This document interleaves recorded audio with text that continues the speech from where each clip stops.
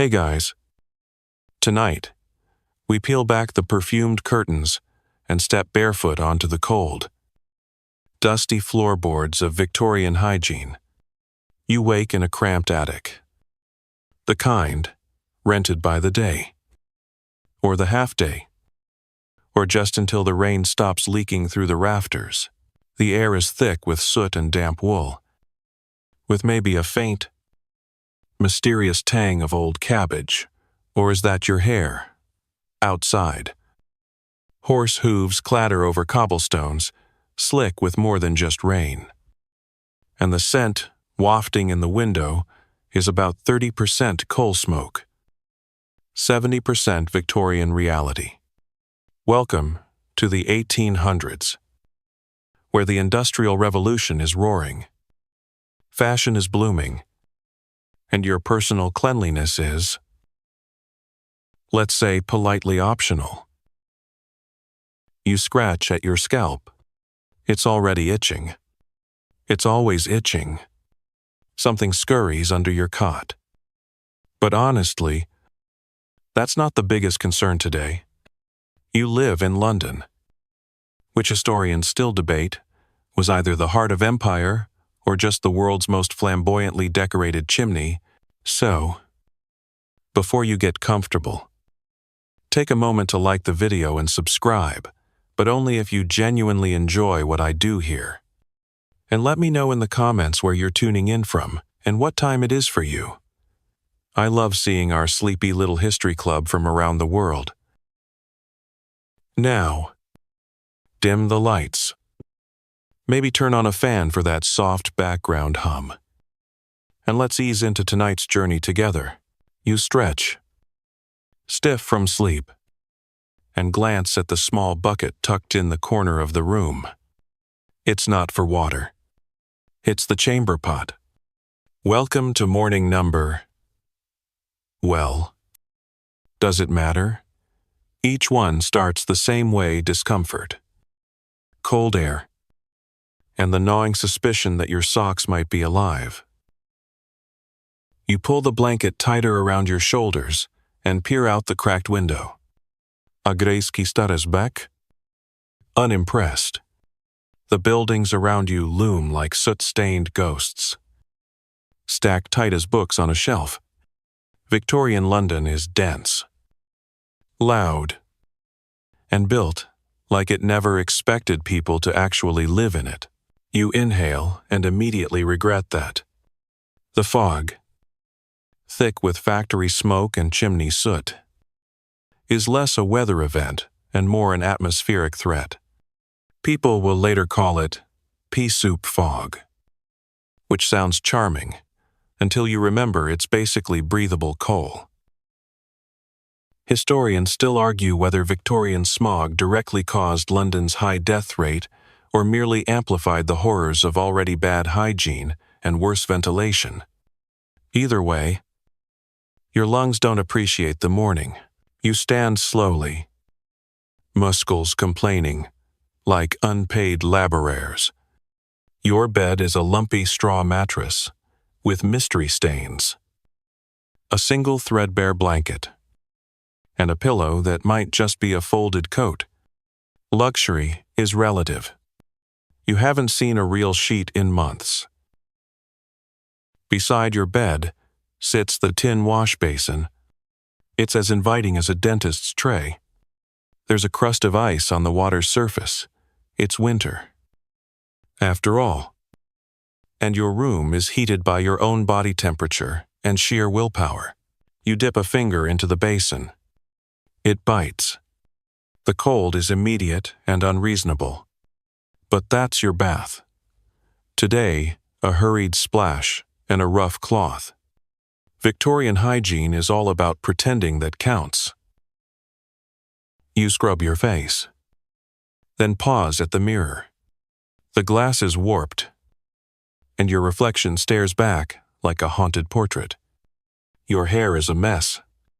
Your eyes are puffy. You look exactly like someone who lives 3 floors above a tannery and hasn't seen warm water since Easter. In one corner of the room, someone is coughing. It's not polite coughing.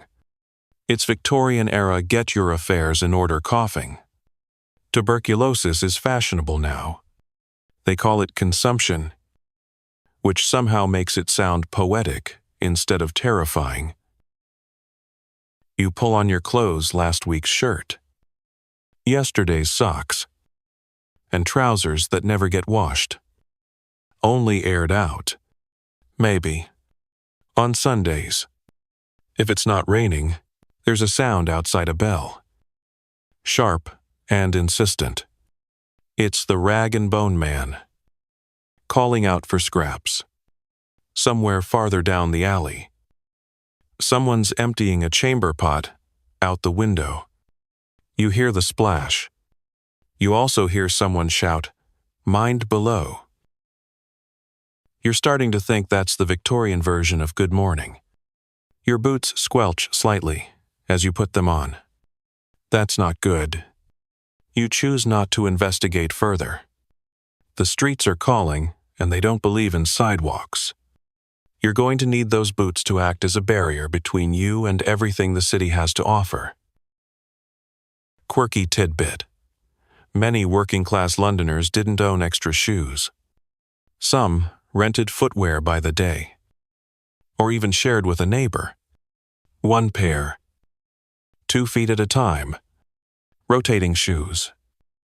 Victorian style, you make your way down creaking stairs, past the landlady's door. She's behind it now, probably preparing her famous boiled turnip breakfast. You pass. Of course, you've got places to be, and very little appetite for boiled anything.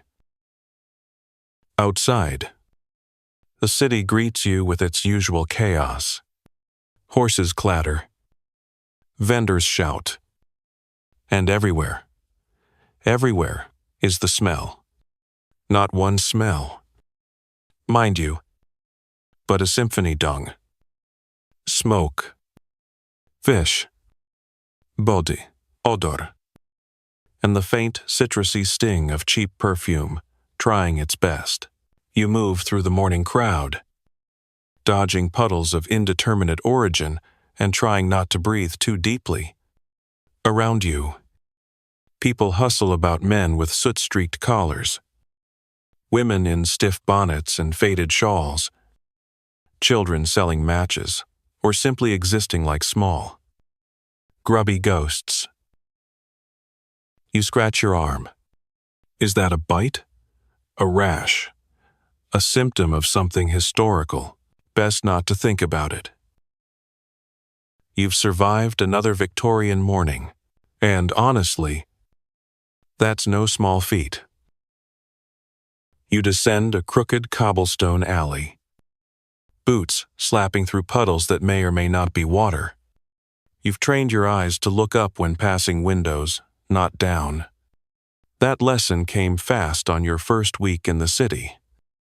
When someone above dumped their morning contribution from a chamber pot with only a casual garde l'eau for warning, it means watch out for the water. But really it means hope you're not under it. Your stomach clenches as you recall the very real possibility that your hat still smells faintly like 14th floor contents from that unfortunate day. You keep walking, clutching your coat collar tighter against the smell rising from the gutters. Spoiler, it doesn't help. You need to use the toilet. But let's be clear. That word hasn't been invented yet.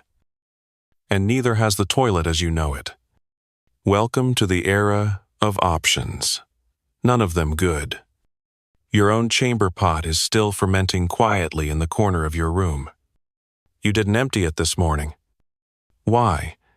Because it's not your day to haul waste to the designated pit behind the building. That delightful honor belongs to Mrs. Thimble. Your neighbor.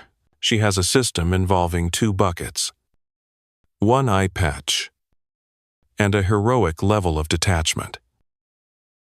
Historians still argue whether the widespread use of chamber pots and cesspits caused more disease than open street dumping, or if it was just different shades of horrifying. You duck into a side street. If you're lucky, you'll find a public convenience. But in the 1840s, that means a foul-smelling, privacy-optional wooden box in a market square, with barely functional drainage and a queue of men shifting uncomfortably while pretending not to smell each other.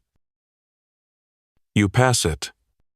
You'd rather hold it than join that awkward circle of social denial. But what if you really can't wait? Then you do what most people do. Find a discreet wall or alleyway. Make sure no constable is nearby. And contribute to the city's ambient dampness. You tell yourself it's historic authenticity. The Victorians would understand. Of course. If you're a woman, things are worse. There are no public facilities for ladies, not until the Ladies' Sanitary Association starts campaigning later in the century. So you either stay home, use a pot behind a screen, or develop an iron bladder and an even sterner expression. Quirky fact.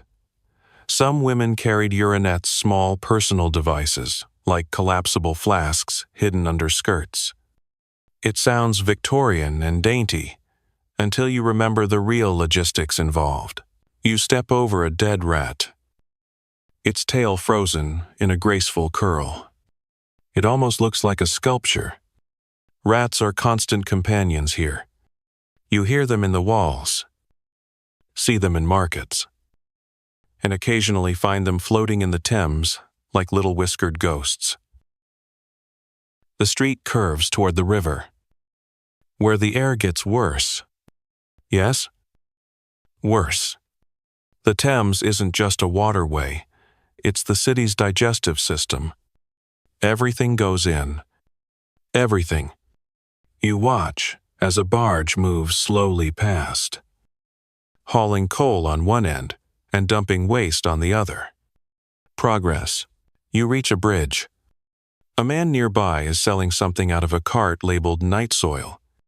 You know better than to ask questions. Night soil is the euphemism of the century. A polite way of saying he collects human waste and sells it as fertilizer to farmers. He offers you a sample with a wink. You decline violently. You remember hearing that some families on the outskirts of London pay boys a half-penny to dig small pits in the backyard as temporary privies. If you're middle class, maybe you have a water closet. But that still doesn't guarantee good hygiene, especially since most were built directly over cesspools with no real plumbing. Historians still argue whether the eventual adoption of modern sewer systems in the mid to late 19th century saved more lives than medical advancements. The leading theory. Yes, it did. Because before that, people were basically living on a petri dish built over a latrine. You turn back toward your lodging, passing the butcher's shop. There's blood running from the front step, mixing with the rain. The cat, who lives under the cart, eyes you with aristocratic disdain. You nod at it. We're all doing our best. Back at home, you finally decide to deal with the chamber pot. You wrap a rag around your mouth, lift the handle with your sleeve, and gingerly descend the back stairs. Behind the house is the midden pit, a communal trench of waste, mostly covered with planks and ambition. It's a wobbly balancing act to tip your offering in without contributing your boots to the mix. You succeed. Barely. As you wipe your hands with a cloth, you immediately vow to burn. You wonder how anyone in this city survived childhood. And the answer is most didn't. The infant mortality rate is so high. Some families don't name their babies for weeks, in case they don't last. You trudge back inside, too heartened slightly by the thought that, hey, at least you don't live next to the tanneries. Those neighborhoods smell like a goat's nightmare. Upstairs. You drop the empty pot beside the bed and slump onto your mattress. The ceiling has a new crack. It's shaped like a question mark. You wonder if you'll ever feel clean again. You're pretty sure the answer is no. The good news is, it's wash day. The bad news is it's wash day. You crawl out of bed with the enthusiasm of a damp towel and eye the corner where your tin basin waits. The water inside has been sitting overnight. And it looks contemplative. You poke it with one finger. Still icy. Still using you. The soap nearby is the color of earwax and smells like someone tried to mix bacon grease with regret. That's because it's probably made from animal fat, wood ash, and a whisper of lavender to distract from the trauma. Lye soap. They call it. You call it chemical warfare for pores. You begin your toilet, which, in Victorian terms, doesn't mean the porcelain throne. It means your daily attempt at looking human with the resources of a poorly stocked dungeon. You dip the rough cloth in the frigid water, squeeze it out, and begin the ritual phase. Neck, armpits, behind the ears, and maybe feet. If you're feeling reckless, you skip the feet. Historians still argue whether Victorians avoided full-body bathing because of water scarcity, moral suspicion, or just the sheer inconvenience of hauling and heating gallons of water. The answer is likely yes to all of the above. For most people in your class, a full bath happens maybe once a week, if that. And that's usually a bucket bath in the kitchen, with water warmed over a fire and shared by every member of the household. First person in gets it hot and clean. Last person gets a surprise marinade. You remember the last time?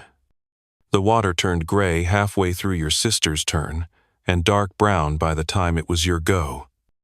There was a film on top you could skim with a spoon. You almost did. Today, you settle for what's known as a cat lick routine. Quick dabs and swipes, hoping no one gets close enough to judge your hygiene via nose. As you scrub, you hear the neighbor boy in the alley singing a filthy rhyme about Queen Victoria and a bathtub.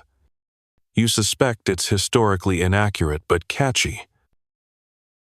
Your shirt today is the same one from yesterday, and the day before, you give it a quick shake. Inspect the collar for visible life, and call it a win. Underclothes get washed more often, but not always. Laundry is a luxury that requires time, soap, access to boiling water, and the emotional stamina of a coal miner. Outside, you pass Mrs. Atwell, the laundress from 3 doors down. Her arms are like tree trunks from years of hauling wet sheets, and her face is a permanent frown. She once boiled an entire batch of chemises in soda ash, cursed, for 20 minutes, and then hung them up to dry anyway. The sheets were stiff as shingles. She sold them to a boarding house. Quirky tidbit: some Victorian women washed their laundry in urine.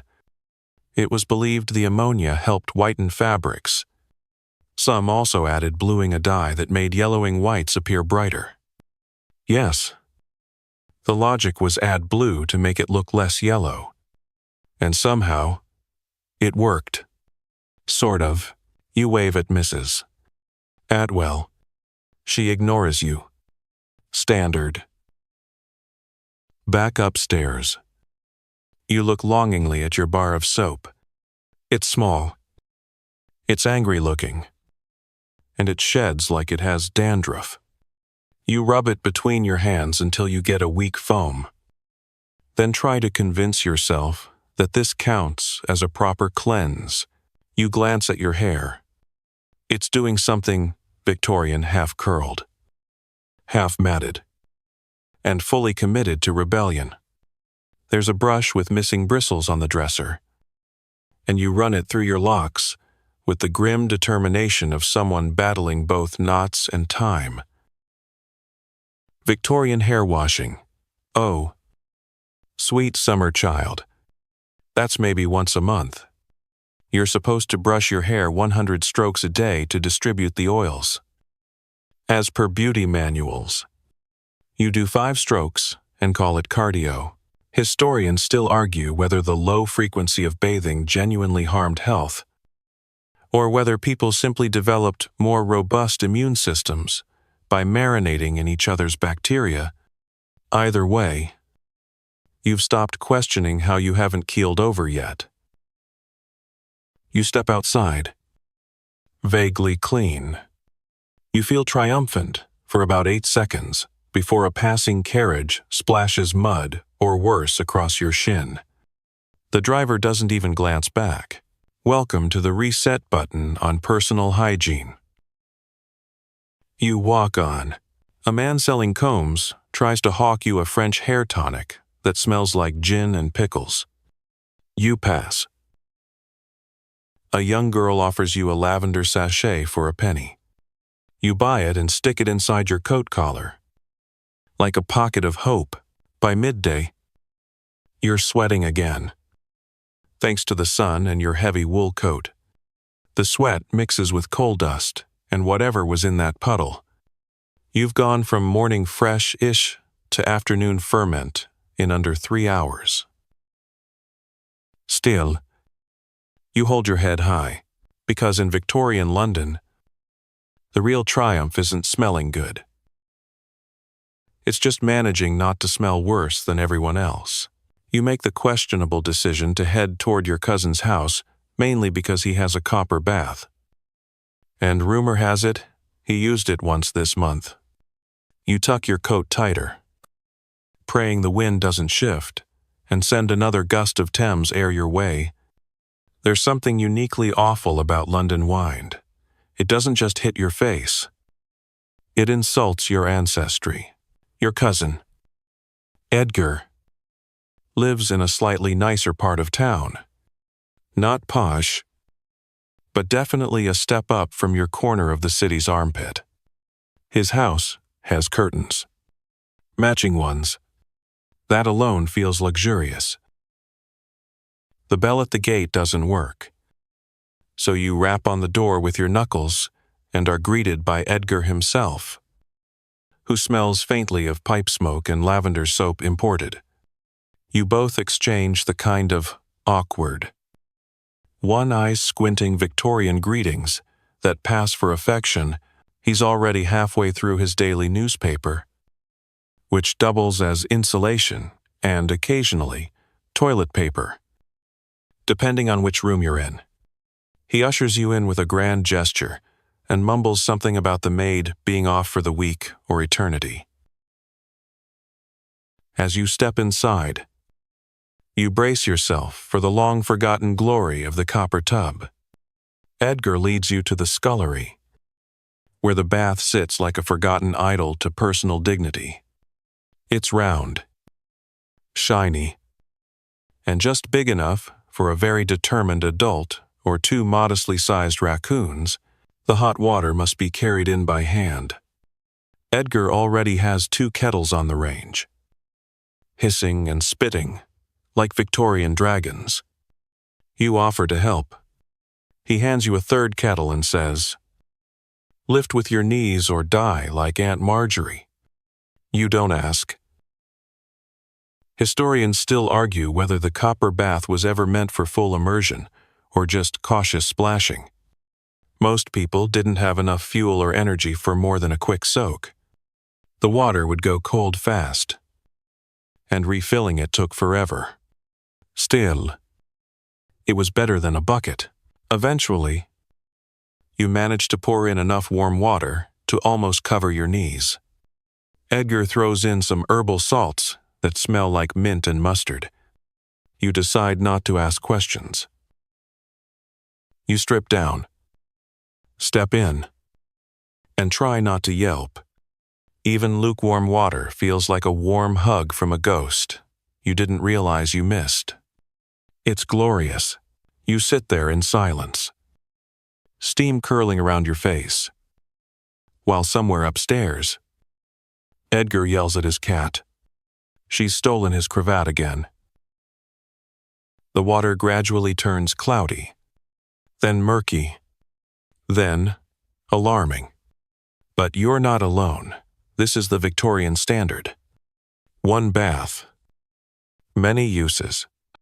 If you have siblings, you bathe in order of importance. Spoiler, you're never first. Quirky tidbit. Some families reused the same bath water for an entire week. They'd scoop out the obvious debris with a slotted spoon and keep a lid on it between sessions. That lid did not prevent smells. It merely delayed the inevitable. You grab the soap, real soap this time, not the sad, cracked cube from your place. It lathers. Your eyebrows raise in delight. For 5 glorious minutes, you scrub every limb, crevice, and too like you're auditioning for a role in Les Miserables but clean. After a full 10 minutes, Edgar knocks. Don't prune yourself into oblivion, he says. You take one last deep breath and emerge. Dried off with a towel that has texture, not just damp curtain energy, you feel almost human. You put your clothes back on, grimacing slightly at the clash between your now scrubbed body and your very much not scrubbed garments. Victorian life is all about compromise. Edgar offers you tea. You accept. It tastes like hope and slightly burned leaves. He complains about the neighbor's dog and the price of gooseberries, while you sit there wondering how much a copper bath would cost if you sold a kidney or two. Back outside, the clean feeling begins to fade. A cart barrels by and splashes gutter water near your boots. You dodge the worst of it, but still, you can feel the city creeping back onto your skin. You catch your reflection in a shop window, flushed cheeks, windswept hair, and the posture of someone who's not sure if their bath was medicinal or spiritual. Historians still argue whether Victorians believed bathing was physically healing or just spiritually symbolic. Some doctors warned that overbathing could weaken the body. Others encouraged cold water plunges to build moral fiber.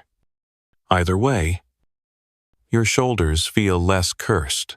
You pass a bakery. The smell of warm bread blends with the ever-present tang of chimney smoke. You pose. This is the closest thing to aromatherapy you're going to get. As you reach your street, you spot a neighbor hanging linens from her second-floor window. They're stiff, yellowing, and flapping like surrender flags. You give her a nod. She nods back. No words exchanged. Just the shared look of two people who've bathed this week and want the world to know. You climb the stairs to your attic room, step over a suspicious damp spot, and collapse on the mattress. The ceiling crack looks less like a question mark now, more like an eyebrow raised in disbelief. You grin. You're clean, for now. You wake the next morning with a smug little glow. Yesterday, you bathed. That counts as a win in every known timeline. Even your itchy shirt can't entirely erase the memory of mint-scented water and actual lather. But, like all good things in Victorian life, the sensation of cleanliness is fleeting, kind of like public funding for sanitation reform. As you stretch and feel the return of that familiar grime creep around your collar and behind your ears, You trudge over to the window. The glass is fogged up again, probably from your breath, and probably because it's also trying to protect you from seeing what's happening outside. You draw a lazy circle in the condensation and peer down at the streets. There's a boy kicking a dead bird. A woman flings a pail of something unpleasant into the gutter. Et olixit. London life. A perfectly unscented blend of dread, mud, and community. You turn back to face your biggest daily enemy, your clothes. Victorian clothing isn't just fashion. It's armor. It's social status. It's also, unfortunately, a mobile dirt sponge. Your underclothes are meant to keep your outer garments clean. But since they're the only things that get washed semi-regularly, they absorb the brunt of your hygiene sins. You tug on your long johns, the fabric rough and slightly damp, from what you'd rather not ask. Historians still argue whether the Victorians' obsession with layered clothing helped absorb sweat and grime, or simply created more opportunities to trap bacteria. The term hygienic innovation rarely applies to the corset or starched collar you pull on your shirt white when bought. Now, some ambiguous shade between beige and betrayal. It smells faintly of last Thursday's stew and the iron tang of the nearby gaslight district. You shake out your trousers and catch a plume of coal dust. These haven't been laundered since the Queen's last birthday. And honestly, it shows. A quick pat down and a half-hearted brush with your sleeve will have to do. You're not royalty. After all, then come the socks. The socks. Victorian socks are miracles of knit and mend. These particular ones have been darned so many times, you're not sure which part is original. You pull them on and pretend you don't feel the crunchy bit in the toe. It could be a pebble. It could be a forgotten pea. Either way, you're not taking them off now. Shoes. They're less about comfort and more about survival. Yours are leather, scuffed, and depressingly moist. You step into them, like you're clocking into a shift at a haunted house. You tie a neckcloth around your throat, stiff with starch and hope, and drape your coat over it all like a woolen exclamation mark. If someone were to draw your portrait now, they'd title it Middling Gentleman with Questions. Out you go. You pass the laundry yard on your way down the block, an open space filled with women wrangling linens like angry swans. Steam rises from great copper tubs, and the air smells like boiled cotton and scorched soap. One laundress is elbow deep in a pile of undershirts. Another pours a ladle of blue dye into rinse water. This is bluing, a trick to counteract yellow stains and give whites the illusion of being less haunted. It's like painting over mold with optimism. Quirky tidbit: Victorians also used potato starch in laundry to stiffen collars and cuffs, creating that distinctive crispy silhouette. It looks sharp. It felt like wearing baked goods. You catch sight of a man nearby hanging socks on a line, with the mournful expression of someone realizing his foot has outlived his wardrobe. He offers a nod. You return it. Sock solidarity. You continue walking and notice a middle-class woman across the street, her skirt billowing slightly. She's wearing multiple petticoats, an effort to keep dirt off her outer dress. Unfortunately, it means she's dragging around 2 pounds of street residue at ankle height. It's Victorian chic, but with consequences. Historians still argue whether these elaborate layers were fashion-driven or hygiene-inspired. Either way, they acted like giant Swiffers for the city's filth. You stop into the tailor's to ask about mending your coat, only to be told that the lining has given up. You thank him and pretend not to hear the snort as you leave. By late morning, the sun is out, which means the smells have intensified. Sunlight brings warmth. Yes, but it also activates every sweaty armpit, unwashed wig, and open privy in a 5-block radius. You pass a chimney sweep sitting on the curb, shirtless, black with soot. He grins with all 5 of his teeth and tells you it's a fine day to be grimy. You nod. He's not wrong. You stop at a stall to buy a handkerchief. Not because you're crying, though the city may yet drive you to it, but because waving a scented handkerchief in front of your face is the closest thing to air conditioning in 1850. Back at home, you remove your coat and hang it by the door. It slumps like a tired uncle. You inspect your shirt. It's developed a new mystery stain. You consider turning it inside out tomorrow and pretending it's reversible. Your boots go beside the hearth, where you hope they'll dry by morning. They won't. You collapse onto your bed, knowing full well that nothing on you is truly clean. But in this city, cleanliness is a spectrum, not a destination. There's the foul, the tolerable, and the freshly scrubbed for 5 minutes. You now live somewhere in the middle. Congratulations. The ceiling crack is back to being a question mark. Fitting. You open your eyes to the low thrum of carriage wheels rattling along the cobblestones and the familiar symphony of coughing, clanging, and the occasional rooster that definitely doesn't belong in the city. Something smells faintly of boiled turnips. But that might just be your socks. You drag yourself out of bed and shuffle toward the window like a Victorian zombie. It's laundry day again. But not for you. You're just going to spectate.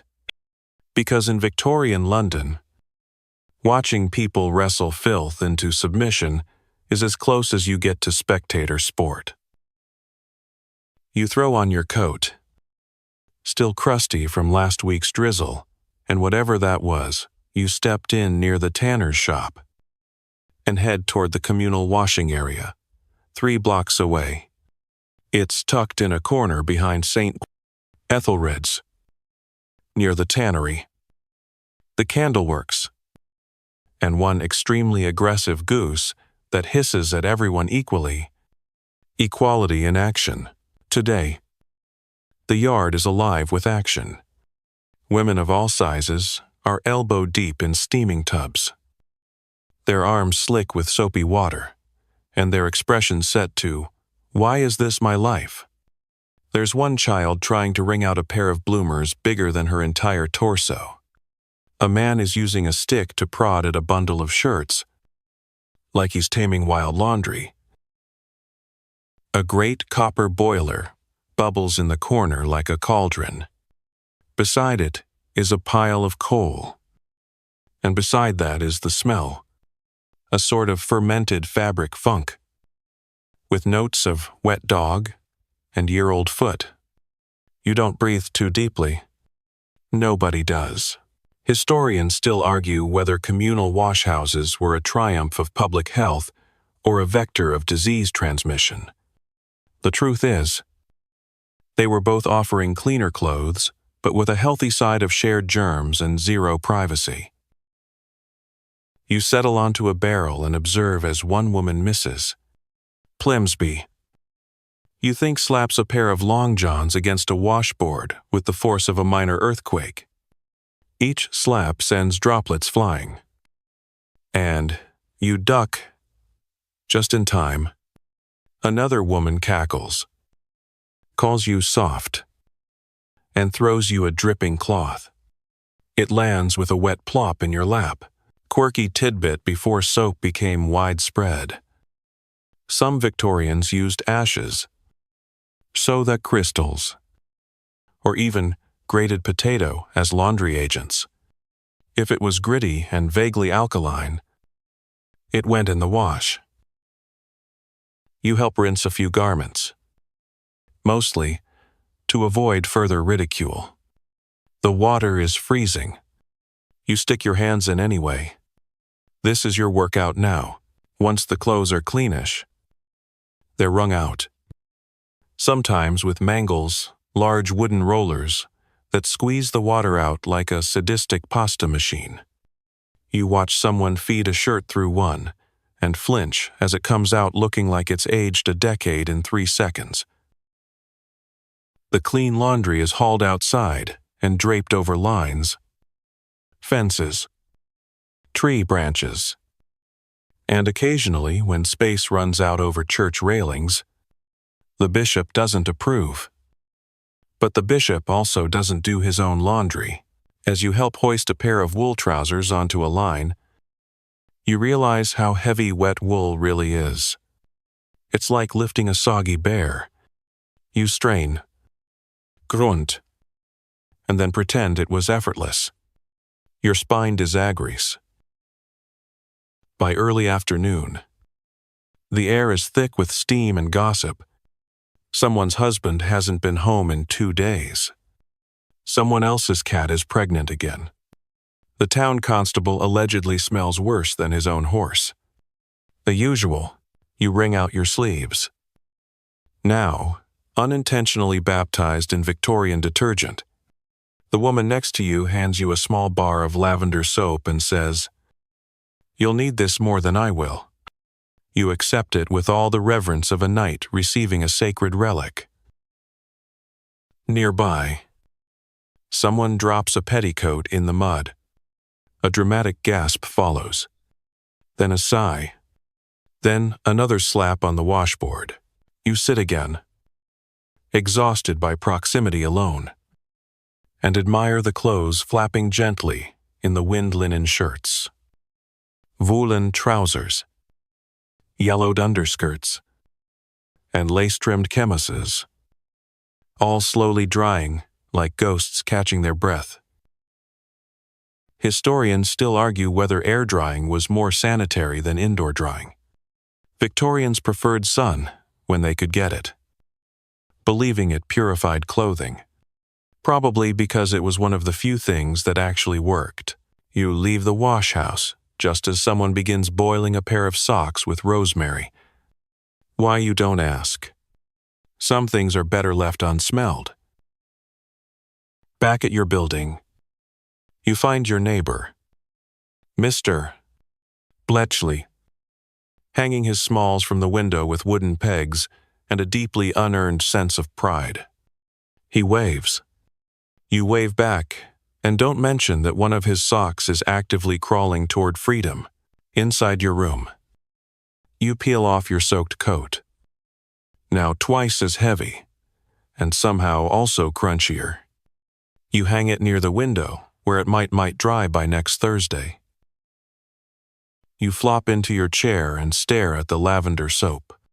It's chipped and small, but smells like something other than wet humanity. You put it in your pocket like a tiny treasure. Evening settles in with the weight of coal smoke and regret. Someone downstairs burns toast. Someone upstairs breaks into a chorus of "God Save the Queen." Drunk and flat. You sit by the window, watching shirts sway in the breeze like tired flags, and feel oddly content. You didn't get clean today, but you helped someone else try. You wake to the sound of coughing through the wall deep. Rattling. Probably tubercular. It's Mr. Fenchurch again. 3 doors down. And judging by the rhythm, he's either dying or trying to play a very wet accordion with his lungs. You toss your blanket aside and sit up, greeted by your own breath, fogging in the chilly air. The fire went out hours ago. Typical. You crack your knuckles, then your neck, then your hopes for the day. Time to face the most feared location in all of Victorian London. The dentist. Now. Dentist is perhaps too generous a term. Tooth extractor with aspirations might be more accurate. You've got an ache in your back molar that's been building for days. And no amount of clove oil, 2. Gin, or dramatic denial is fixing it.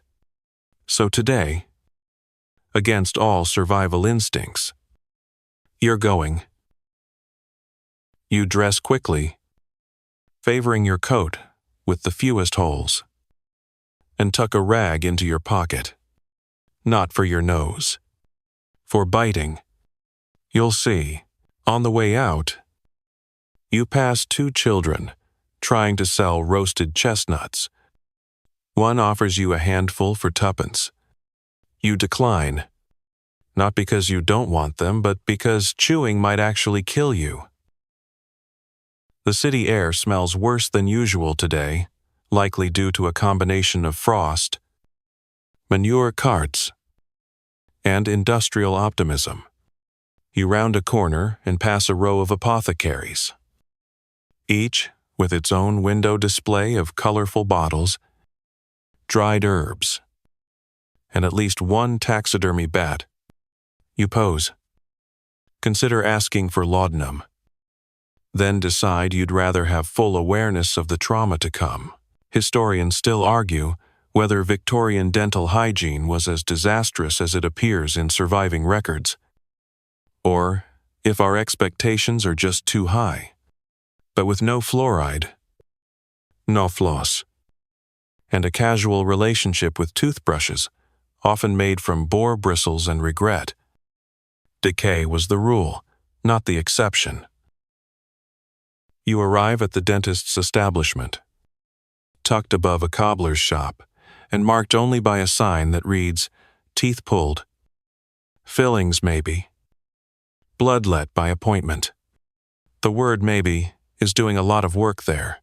Inside, it smells like whiskey, sweat, and iron. The waiting room is just a bench and a bowl of questionable water.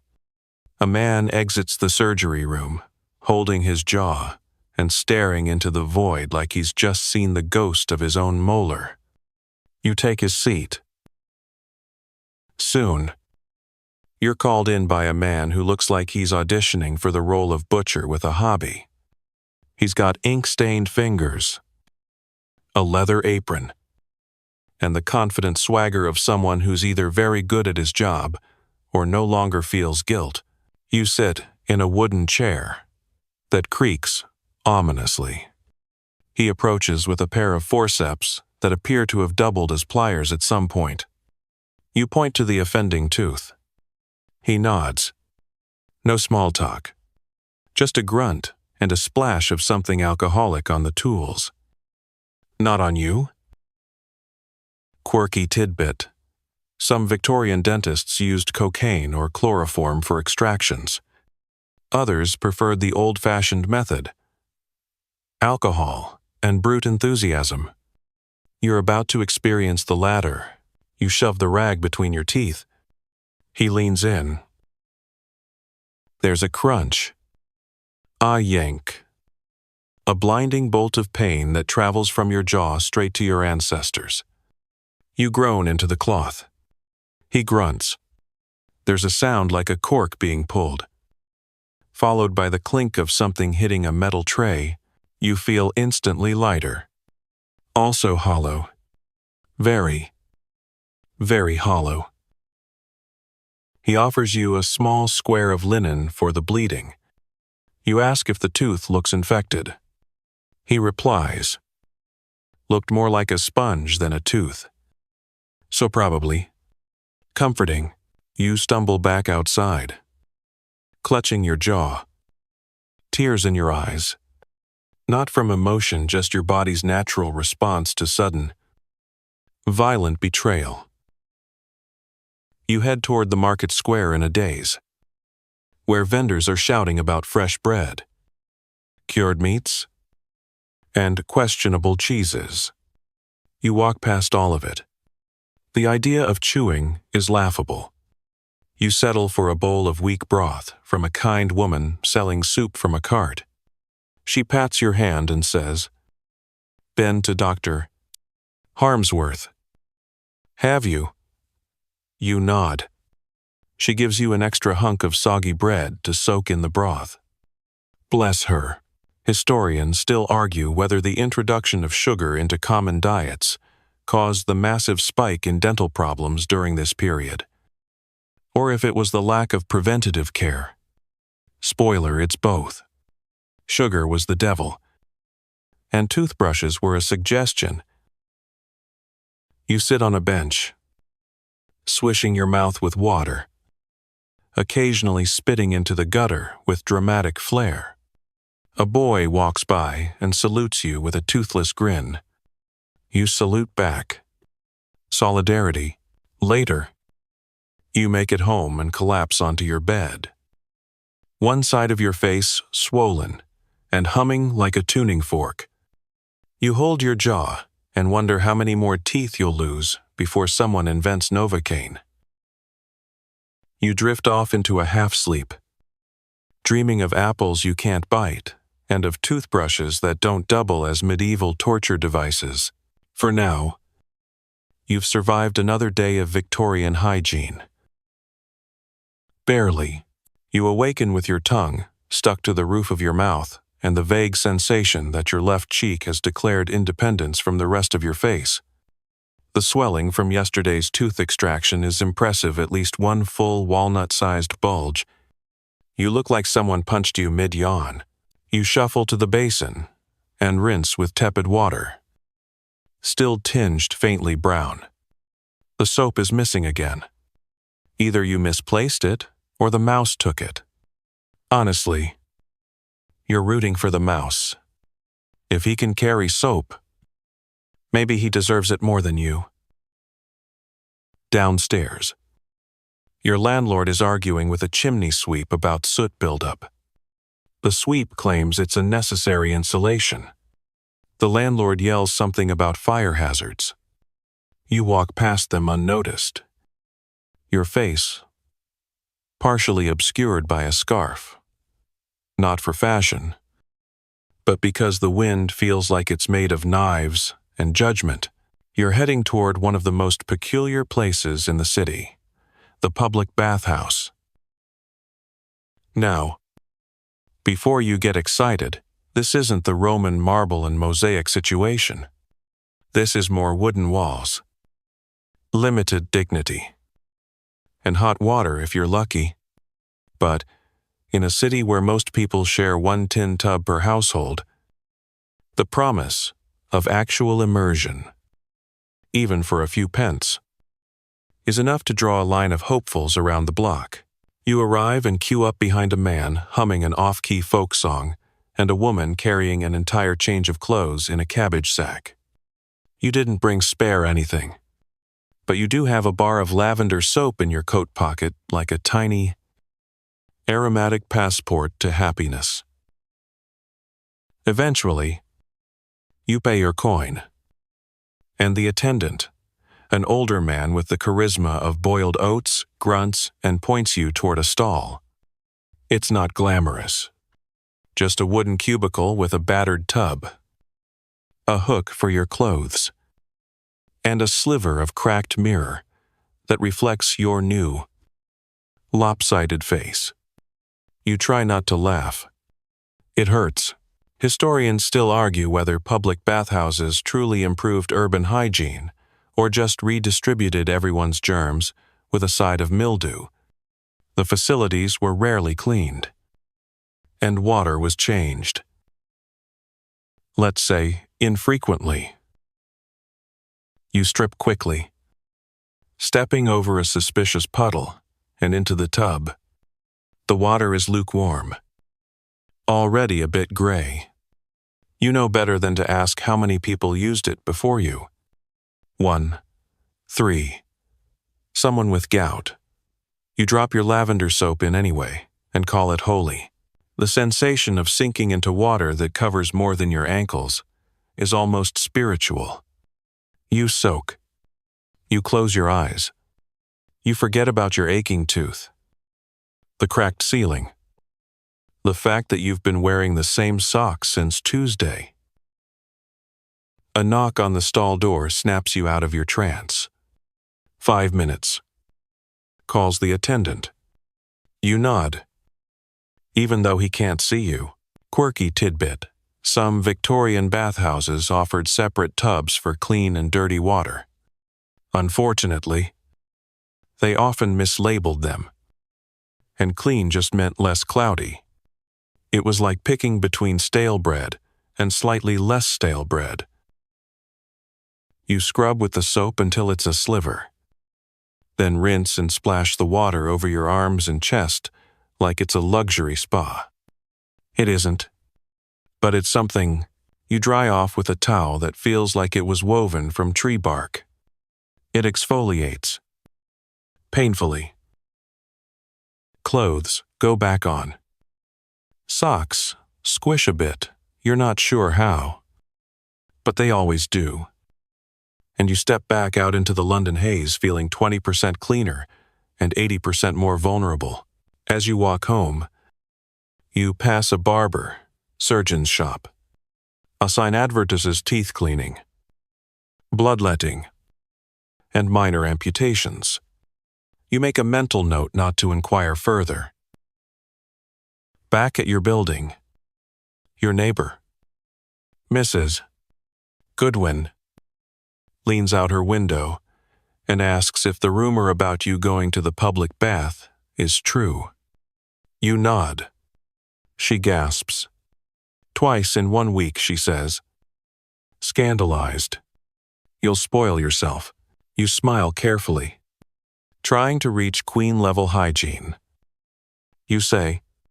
She cackles and slams her window shut, presumably to draft a letter of concern to the vicar. Later that evening, you sit by your tiny fire, which is mostly just embers now, and examine your fingernails. They're the cleanest they've been in months. You take the lavender soap sliver and tuck it in a handkerchief, like a treasure map. Historians still argue whether Victorian society valued cleanliness for its own sake, or simply for appearances. Clean hands might suggest you're idle or upper class. Dirty ones, hardworking, or just existing in London. As you lie in bed, you feel the faintest ache in your jaw again. Tomorrow, you'll need to boil your handkerchiefs, air out your coat. Maybe even ask Edgar if he knows where to find powdered alum. You don't know what alum does, but it sounds important. The city outside quiets. Slightly. A cart rattled by. Somewhere. A baby cries. A horse sneezes. You pull your blanket up to your chin and let the last of the bathhouse warmth linger. It won't last. Nothing does here, but for now, at least, your skin smells faintly of lavender and defiance. The next morning greets you with a peculiar new sensation. Your pillow smells pleasant. A ghost of lavender still clings to your hair. You sniff again, just to be sure. It's faint.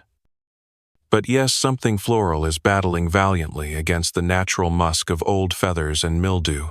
You stretch, soar in all the usual places, and tiptoe over the squeaky floorboard near the window. Below, the city is already awake. Milkmaids shout. Chimney sweeps whistle. And a dog with a limp is chasing a rat with ambition. Today, you've got a new goal socks, not just clean socks. Fresh socks. Possibly even new. Or at least, new to you. You set off through the soot-dusted alleys of the garment district.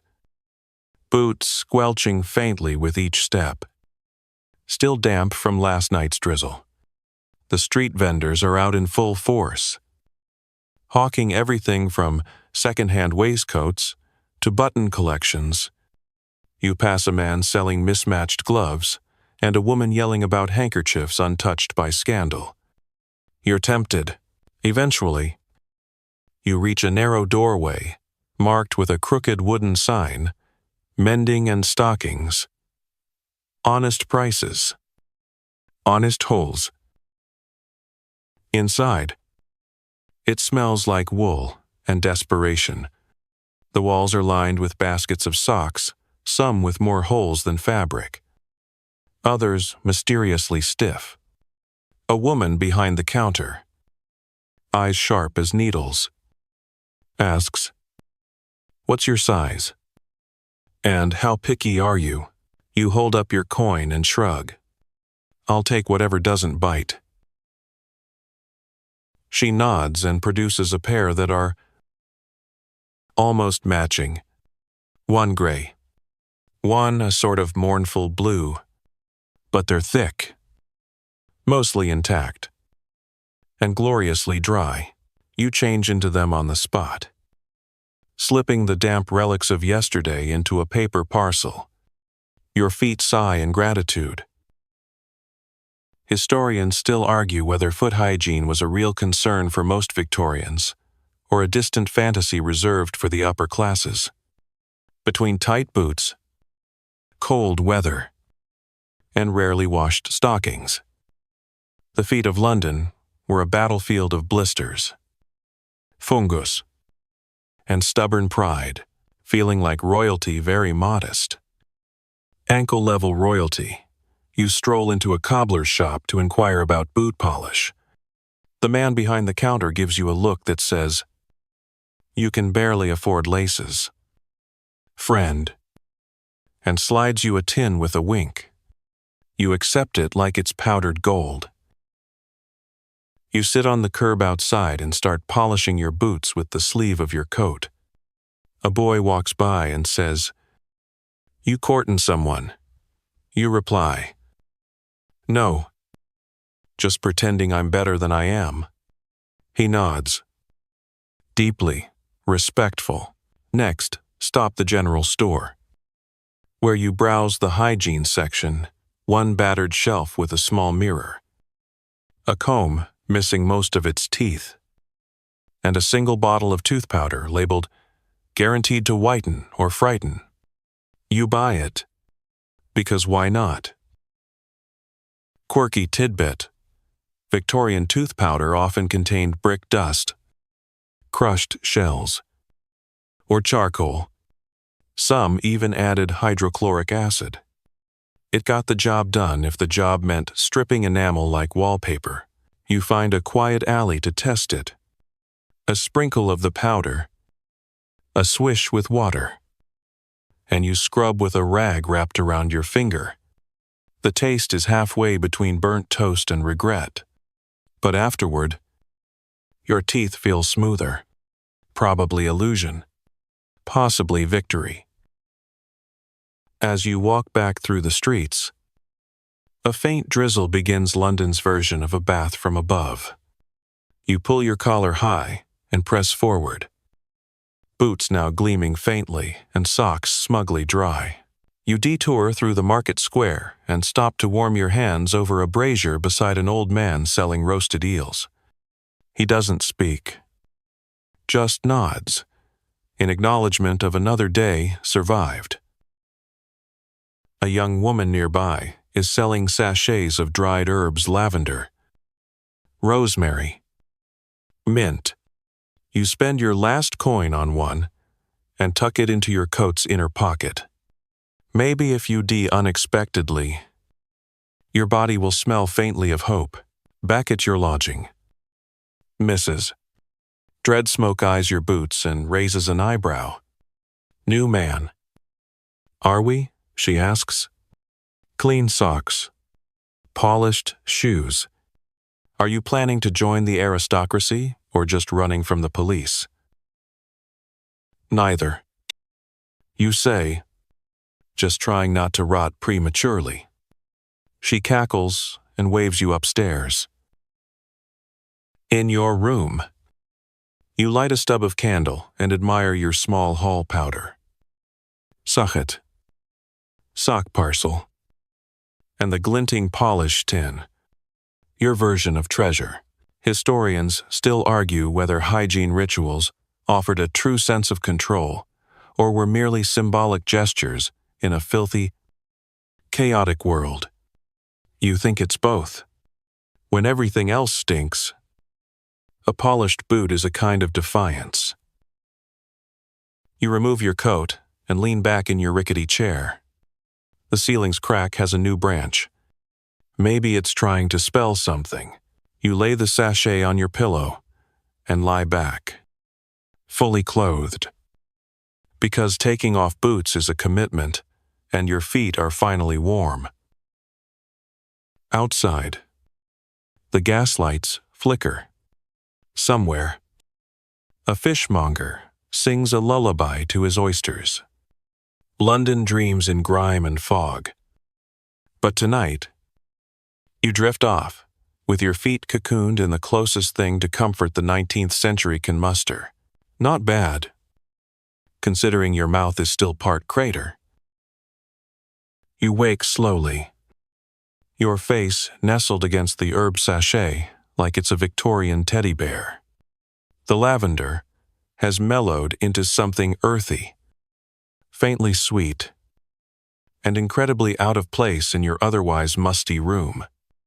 You lie still for a moment, just breathing it in, pretending your bedsheets aren't stuffed with mystery straw and your ceiling isn't one sneeze away from collapsing. Your feet, wrapped in nearly matching socks, still feel warm. A miracle. But before you get too cozy, your stomach growls. Not a dainty whisper of hunger, more like a full-bodied complaint from somewhere around your kidneys. Time to face breakfast. You descend the stairs to Mrs. Dreadsmoke's version of food, which today appears to be a boiled egg that's seen better decades and a chunk of bread that could double as a bludgeon. You accept both gratefully. Calories are calories, even if one of them might be moving. After chewing carefully on the right side of your mouth, the toothless, tender side, you button up your coat and head out once again. Today's mission, hair. Now, haircuts in the Victorian era are not the self-care rituals of modern times.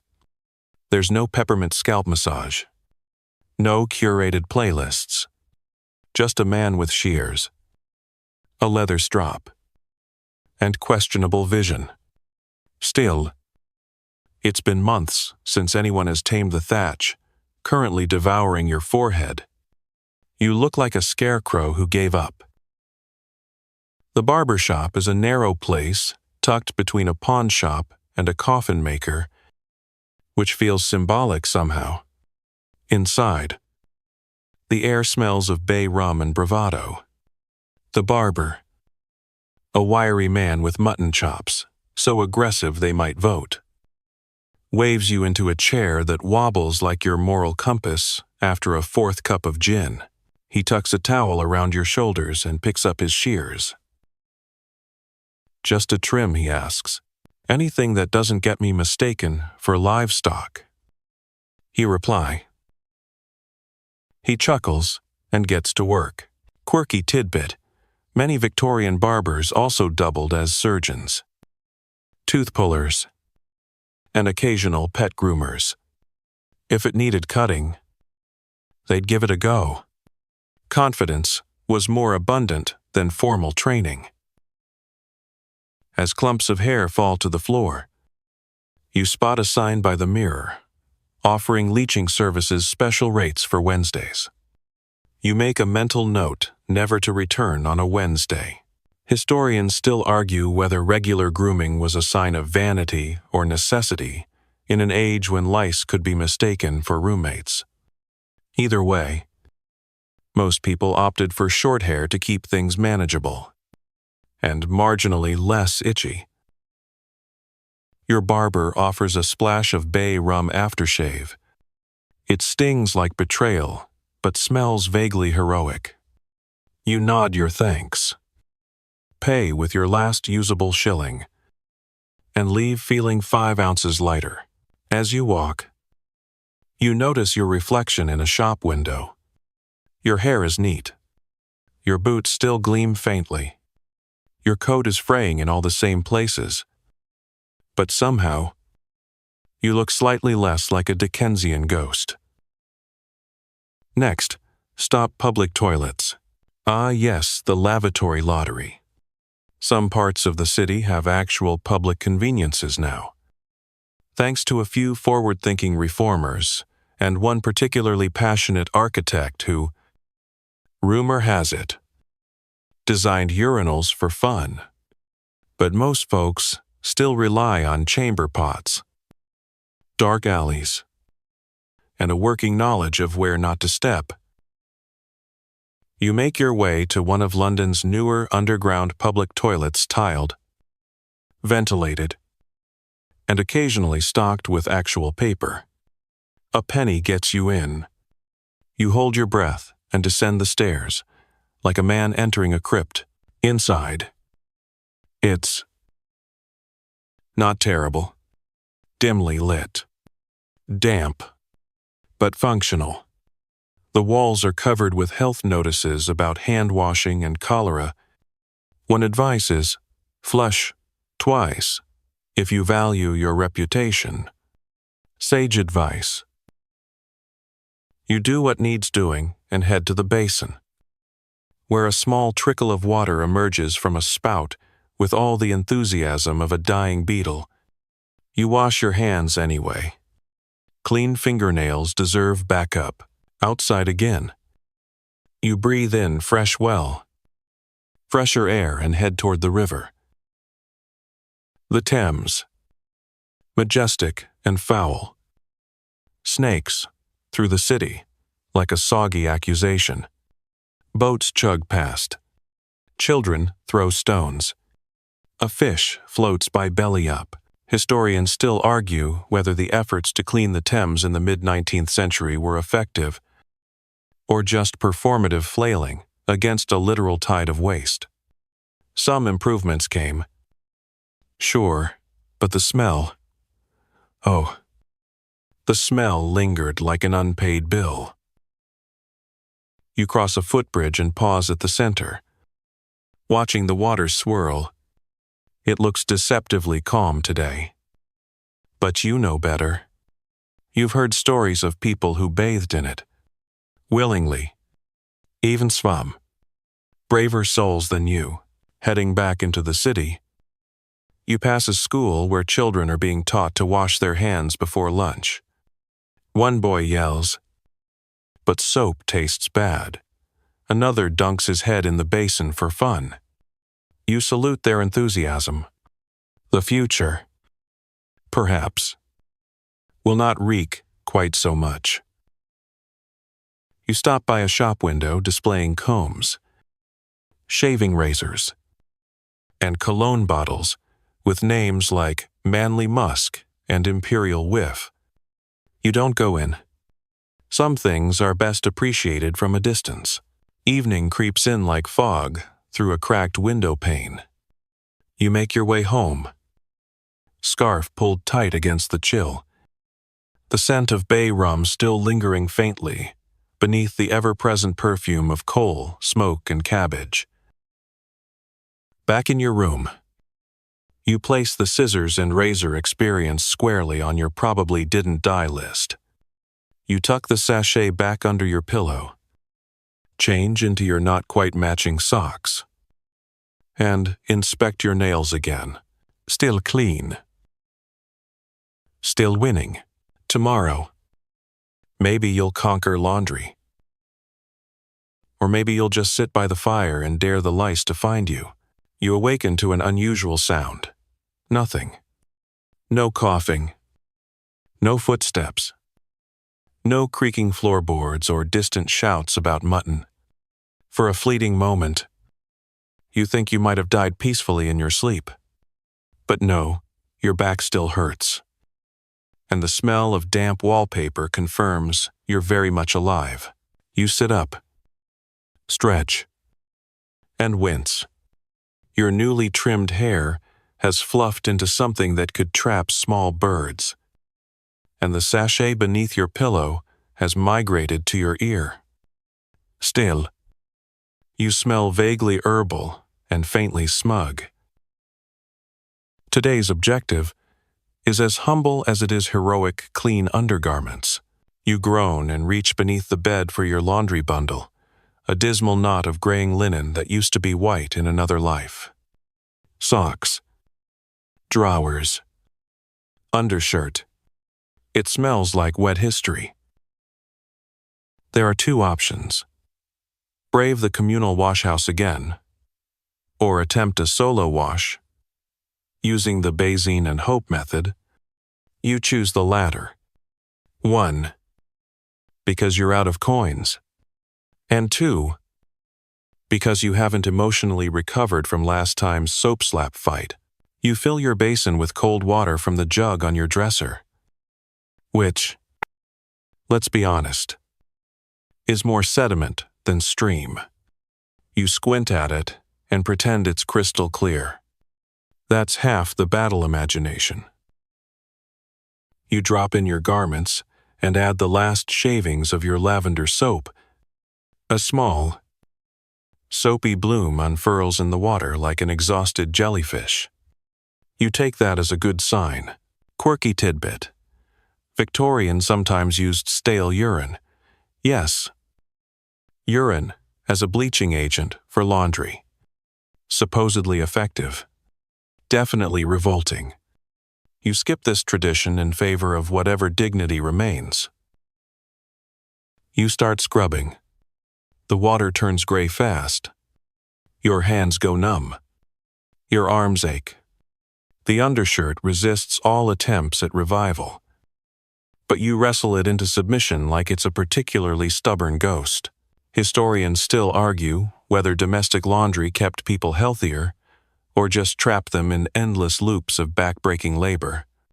For working-class Londoners, laundry wasn't a weekend chore. It was a full-time punishment. You wring everything out over the window ledge, sending drips cascading into the alley like a very low-stakes waterfall. A cat yowls in protest. You ignore it. This is survival. Next comes drying. You hang your garments on a line stretched awkwardly across the room, one end tied to a bedpost, the other to the wobbly dresser. The socks sag like they've given up. You empathize. To pass the drying time, you decide to clean your hairbrush, or at least de-hair it. The tangle of strands you remove is impressive. Enough to knit a small rodent. You drop it into the stove and watch it smolder. By midday, the room smells of soap, vit linen, and burnt hair. You crack the window.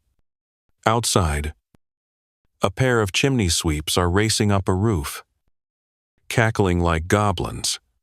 One nearly loses a boot. Victorian entertainment.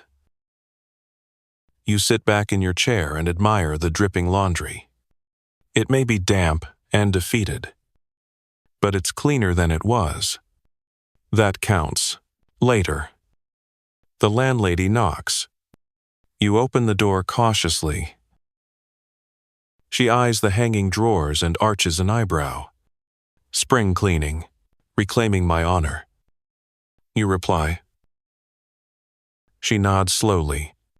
Use the hearth to finish them off. Heat speeds it up. So you drape your socks over the fire screen and crouch like a 19th century dragon, guarding your treasure. Occasionally, you rotate them for even drying, feeling oddly proud. Historians still argue whether cleanliness equaled godliness, as Victorian sermons insisted, or if it just made you slightly less flammable. Either way, dry socks were a win. By evening, the air is heavy with humidity, but your underclothes are passably dry. You change into the fresh set and instantly feel like royalty. Poor, chilly royalty with lint on their collar, but royalty nonetheless. You boil a pot of weak tea on the hearth and sip it slowly, wrapping yourself in a borrowed shawl and gazing out at the sooty city. Somewhere, someone's playing a fiddle. Somewhere else, a horse is having an argument with a cartwheel. Your laundry sways gently in the flickering firelight, casting odd shadows on the walls, like dancing ghosts of chores completed. You lean back in your chair, sipping, socks warm, shirt crisp, and draw a breath that doesn't immediately smell like mildew. Not bad for a day spent in 3 inches of tepid water. You rise early the next morning, mostly because the dripping from the cracked ceiling has found its way directly onto your forehead. The great Victorian plumbing system by which we mean rain, gravity, and wishful thinking has struck again. Still, your undershirt is dry. Your socks are softer than you remember, possibly from smoke curing over the hearth. And your room only smells mildly like wet potatoes. In this town, that's victory. You pull on your clean undergarments with the ceremonial air of a knight donning armor. And why not today? You're tackling something even more treacherous than dental work or alley eels. You're going to the doctor. You step out into the fog, which clings to your coat like unpaid debt, and head toward Dr. Bellamy's modest establishment near the docks. You're not sick. Exactly, just Victorian, which means chronic fatigue, mild hallucinations, and an unsettling cough you've nicknamed Percival. The bell above the door jingles as you enter. Inside, it smells like musty books, carbolic acid, and something burnt that you hope wasn't a person. Dr. Bellamy appears from behind a curtain. He's tall, pale, and so thin he could be filed under paperwork. He gestures to a wooden chair that seems designed to make you rethink your choices. He squints at you. What seems to be the problem? You list your symptoms: fatigue, vague chest tightness, a sore jaw, and the general sense that you might dissolve if left unattended. He knows sagely, scribbling in a ledger already stained with ink, and what you suspect is blood. He asks you to open your mouth and peers in with a brass instrument that looks like it could double as a shoehorn. He pokes, prods, and hums a note of concern. Quirky tidbit: Victorian doctors believed in something called humoral theory for far longer than they should have. Too much black bile. You needed purging. Not enough yellow bile. You needed more onions or less joy. Dr. Bellamy taps your chest with a stethoscope that's essentially 2 wooden funnels connected by a leather tube. Ah, he says, a touch of the vapors, and perhaps a lurking phlegmatic imbalance. You try not to laugh. It would hurt anyway. Historians still argue whether Victorian diagnoses were scientific attempts or elaborate guessing games conducted with confidence and alarming enthusiasm. Some doctors tried. Others just had good handwriting. He writes a prescription: hot mustard foot baths, 2 tablespoons of cod liver oil per day, and a tonic he describes as invigorating. The label says it contains quinine, alcohol, and something simply called essence of nerve. You pay your shilling and depart with the tonic clinking in your pocket. You're not sure if it will help, but it might at least get you tipsy enough to forget about Percival. You stop at a nearby herbalist's stall, where a woman in a bonnet trimmed with thistles offers you dried chamomile and something labeled lung-soothed tea. You buy both. Her hands are cleaner than yours, which is encouraging. Back home, you prepare the tonic first. It tastes like regret mixed with cloves. Your entire throat goes warm, then numb. Either it's working, or you're losing all connection to your bodily sensations. Either way, success. Next, you set water to boil for the tea. The kettle whistles like it's gossiping about your medical file. You sip slowly, letting the chamomile and whatever mystery herb she tossed in lull your nerves. For the rest of the afternoon, you keep to your chair, wrapped in the shawl like a sentient burrito, breathing, steam, and contemplating how your body has made it this far without combusting. At one point, you peek into the hallway and hear Mrs.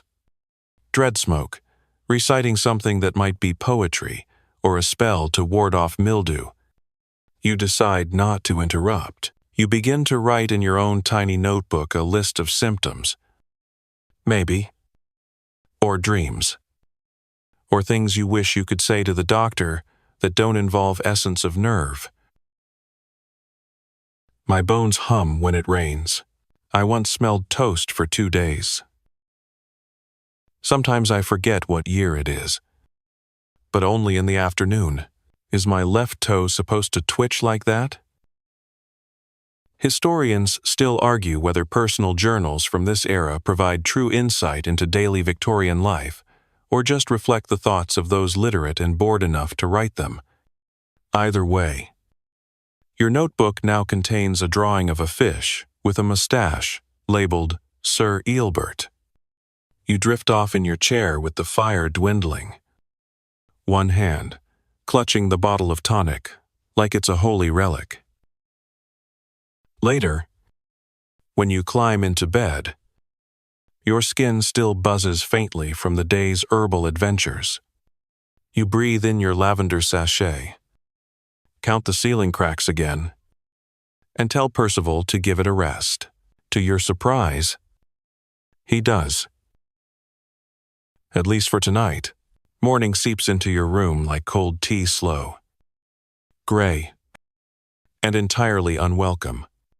The tonic bottle on your nightstand is empty, except for one mysterious clump that defies all known physical laws. You poke it gently with a finger and decide you're not emotionally prepared to investigate further. Percival. Your cough is back. Slightly quieter. Perhaps humbled by the herbal assault from last night, but still determined to make your ribcage vibrate like an off-key violin. You rise and throw open the curtains. A thin mist clings to the city's rooftops like a damp blanket no one asked for. Somewhere down the alley, someone is playing a flute. Badly. Today is laundry delivery day, for those rich enough not to do it themselves. You watch as a horse-drawn cart rolls down the street, loaded with parcels of clean linens wrapped in muslin. You wave to the driver, who nods in return, then very deliberately does not stop for you. Can't blame him. Your building smells like wet socks and disappointment. You decide to visit your friend Edgar. He lives 3 streets over in a flat, slightly smaller than yours. Though he claims the mold on his ceiling resembles Queen Victoria if you squint sideways, you make the journey slowly, one boot step at a time. Scarf pulled tight around your neck and pockets, stuffed with handkerchiefs. Tonic crumbs. And a spoon, for reasons even you don't recall. Edgar greets you at the door wearing a nightcap and an expression of theatrical suffering. "Good morning," he says, in a tone that implies he hopes yours is slightly worse than his. "I've brewed something new." Of course he has. Inside, his room smells like overcooked onions and ambition. He gestures to a teapot with a chip in the spout. It's elderflower and something I found in a book. Possibly lichen. You accept a cup because friendship is sacrifice. It tastes like drinking an attic. Quirky tidbit. Victorian home remedies were often a mashup of folk wisdom, guesswork, and whatever hadn't yet been banned by the Queen's physicians. Edgar, it seems, subscribes to all three. He shows you a pamphlet he picked up titled Preventative Methods for Unruly Bowels and Moral Failings. It includes a recipe for boiled celery water and a recommendation to avoid thinking impure thoughts near chimneys. You file that away under possibly useful and sip more lichen tea. Historians still argue whether these wellness trends were sincere attempts at health reform or elaborate distractions from the fact that most ailments came from polluted air, rotting food, and the concept of bathing only when socially necessary. Edgar goes on to describe his latest attempt at hygiene innovation, washing his hair with beer. Not for the shine, mind you, but because it's what monks used. Allegedly, he smells like a brewery, in denial. Feeling oddly inspired, you tell him about your sock drying method and your recent doctor visit.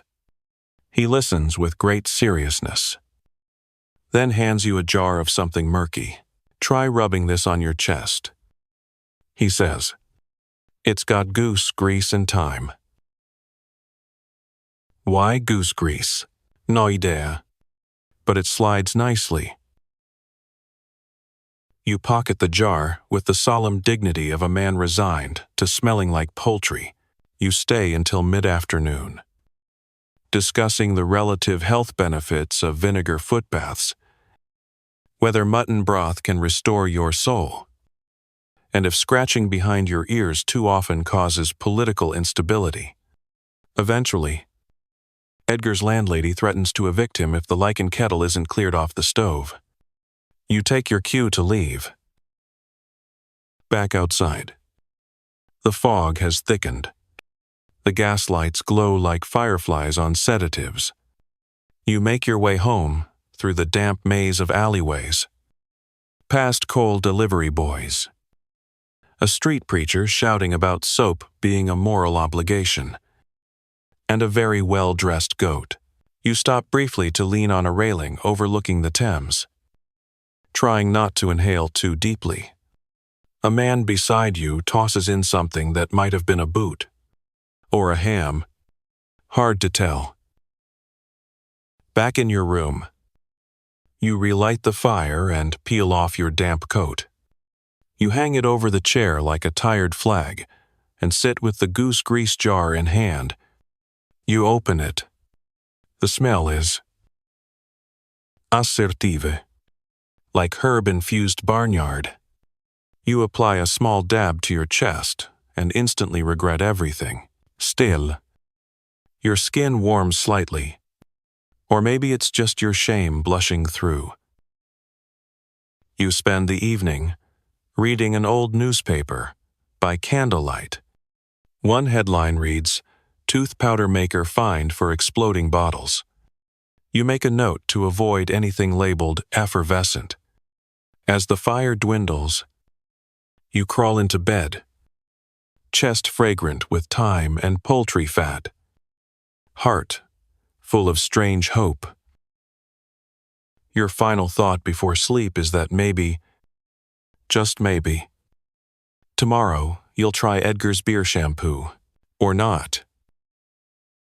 By now, you know the rhythm of Victorian mornings: cold, gray, vaguely damp, and always slightly offensive to your sense of smell.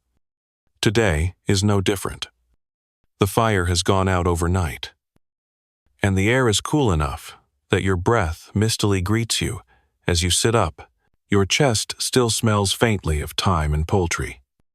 You make a mental note to never let Edgar talk you into anything involving grease again. You rinse your face with what's left in the pitcher lukewarm, chalky water that leaves your cheeks feeling both cleaner and somehow drier than parchment. You consider brushing your teeth again, but hesitate. That tooth powder you bought last week now feels like it may have sandblasted part of your molar. Today, you let your mouth rest. Instead, you decide it's time to explore the curious world of Victorian public bathing. You've heard whispers, communal bathhouses, subscription tubs, even philanthropic cleansing stations, where the working class might wash without being judged. Well, not visibly judged. You layer up and step out into a fog that is less weather and more of a lifestyle choice. The gas lights sputter. A carriage rattles past with a distinct lack of urgency. A man in a stovepipe hat sneezes directly into a bouquet. You nod in solidarity and head for the Southwark public baths. The building itself is modest, a brick rectangle with frosted windows and the faintest whiff of wet soap and ambition. Inside, the clerk at the front desk eyes you warily, then slides a token across the counter. Second door on the left. Don't sit too long. We've got a queue. You nod, take the token, and head into what you hope is the right door. The changing room is sparse a bench, a few hooks, and a mop that looks like it's lost the will to live. You undress quickly and wrap yourself in a towel that's just shy of adequate. The bath is waiting a rectangular tub recessed into the tiled floor, filled with warm water and company. Two other men already occupy the opposite end, both nodding in greeting, but otherwise blissfully uninterested in your existence. You lower yourself into the water and instantly feel your muscles sigh. The warmth is real, slightly sulfurous, and undeniably soothing. You lean back, letting your head rest on the cool tile. Quirky tidbit public baths like this were among the first true wellness movements for the urban working class. Some offered affordable soap. Others included educational pamphlets on how not to die of typhus. A sign above your head reads, "Please do not shave in the pool." A good reminder. Historians still argue whether these public baths genuinely improved hygiene standards or merely acted as social pressure valves for a population drowning in soot and shared air. Either way, you feel cleaner than you have in weeks. After your soak, you towel off and redress. Your skin feels raw but invigorated. Your hair is damp. Your shirt clings in awkward places. But you walk out taller, slightly steam-scented, and ready to face another day of moderate historical suffering. You stop by a bakery and treat yourself to a day-old bun that may or may not contain raisins. The mystery adds flavor. You eat it, leaning against a lamppost, watching the endless parade of London pass by chimney sweeps, flower girls, merchants yelling about fish, and one woman walking a pig on a leash like it's the most natural thing in the world. Reinvigorated, you head to the British Museum, not for education, though that's a noble excuse, but for warmth and dry air. The entry is free, and the guards know you by now. You nod to one with particularly fine sideburns, who grunts back with the faint smile of a man who's seen too much marble. Inside, it's blissfully dry and smells of old leather, dust, and colonialism. You wander past sarcophagi, ancient scrolls, and a mummy with better posture than you. A plaque next to one exhibit describes Roman hygiene tools, bronze scrapers, oil pots, sponges on sticks. You feel a little better about your own soapstone wash routine. You find a bench near the Mesopotamian reliefs and sit. A school group rushes by, trailed by a teacher who's lost control and possibly the will to live. You close your eyes and let the ambient quiet of ancient civilizations wrap around you. Historians still argue whether Victorian museums were built for learning or simply to distract people from their grimy realities with shiny loot from shinier pasts. Either way, it works. Eventually, the museum closes. You step back out into the early evening mist, contentedly damp and carrying a small pamphlet about Assyrian plumbing systems, because some obsessions never rest. Back home, you pour the last of the lung-soothed tea into your chipped mug and sip slowly, curled near the fire. The floor creaks overhead. Someone sneezes twice below. The rhythm of London living. You remove your socks not because they're dirty, but as a ceremonial end to a properly hygienic day. You press the herb sachet back into your pillow, lay down, and sigh. For once, your skin doesn't itch, your clothes don't scratch, and your cough has faded into a dull suggestion. Not kite health, but close. You wake the next morning with the curious sensation of being fine, not healthy. Mind you, let's not get carried away. But nothing throbs, oozes, or protests too loudly. It's like your body has decided to take a brief vacation from the usual Victorian ailments. You lie there for a few luxurious moments, basking in the sensation of almost comfort. Then your stomach growls like a disgruntled ferret. Right. Breakfast. You scrape together the remains of your food stash, one corner of stale bread, 2 suspiciously soft apples, and a smear of marmalade that may predate the Crimean War. It's not glamorous, but it's edibly. Barely.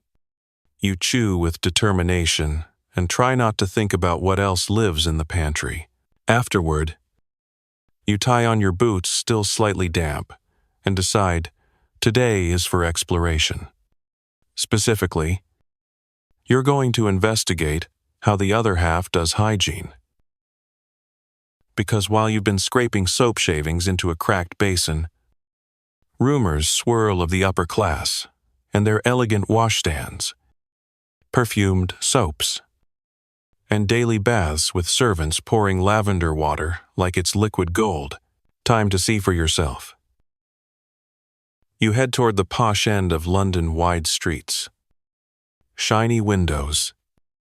Carriages that don't smell like goats. Even the fog here feels more expensive. You pass a lady in an emerald cloak who glares at your boots like they insulted her ancestry. You tip your hat anyway. Manners. At last, you reach the display window of a luxury apothecary. Inside, shelves are lined with glass bottles, powders, creams, and brushes, so soft they make clouds look abrasive. You press your face to the glass and exhale a long, wistful sigh. Eventually, curiosity wins. You enter. A clerk greets you with a professional smile and an expression that says, "You're either lost or eccentric." And I'm prepared for both. She leads you through rows of products with names like Scent of the Orient, Elderflower Refinement, and Mrs. Dalloway's Delightful Dental Dust. You ask if there's soap. She blinks. Of course. Triple milled. French, or rosehip with lanolin. You blink back. What's the least judgmental? She hands you a small wrapped bar that smells like happiness and faint floral regret.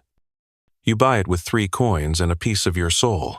Quirky tidbit high-end Victorian Hygiene products often included ingredients like crushed pearls, ambergris, and powdered ivory.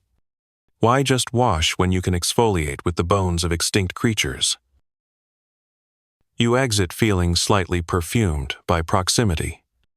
Next, you stroll toward a residential street lined with stately townhomes and brass knockers shaped like lions. Through lace curtains, you glimpse the domestic wonders of the wealthy washstands gleaming with polished copper. Pitchers of steaming water, and maids flitting around with linen towels like hygiene angels. Historians still argue whether these lavish hygiene habits were truly about cleanliness or just another way to display class superiority. After all, nothing screams refined like having someone else scrub your feet daily. You watch as a maid empties a chamber pot into a covered waste wagon that trundles discreetly down the alley.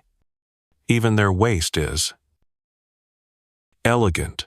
You move along, back toward your own neighborhood, where the air smells more like boiled cabbage and honesty.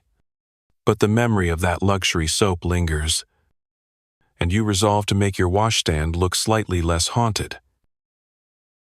On the way home, you stop by a second-hand stall and find a cracked porcelain bowl with blue trim and a small mirror with only one spiderweb crack. Both for 6 pence. You carry them home like they're crown jewels.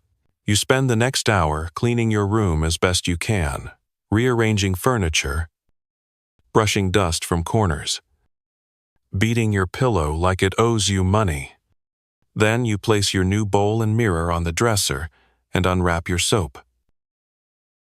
The scent fills the room immediately.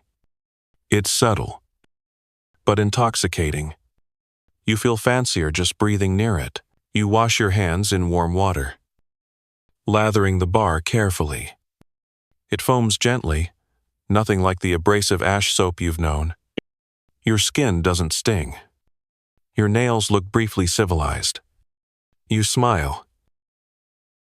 Later, you attempt a luxurious bath experience with your tin wash tub, kettle-boiled water, and a towel that used to be a curtain.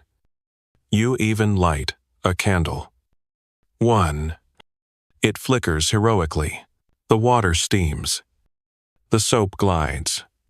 For a few glorious moments, you feel like a duke on holiday instead of a coughing lodger with questionable socks.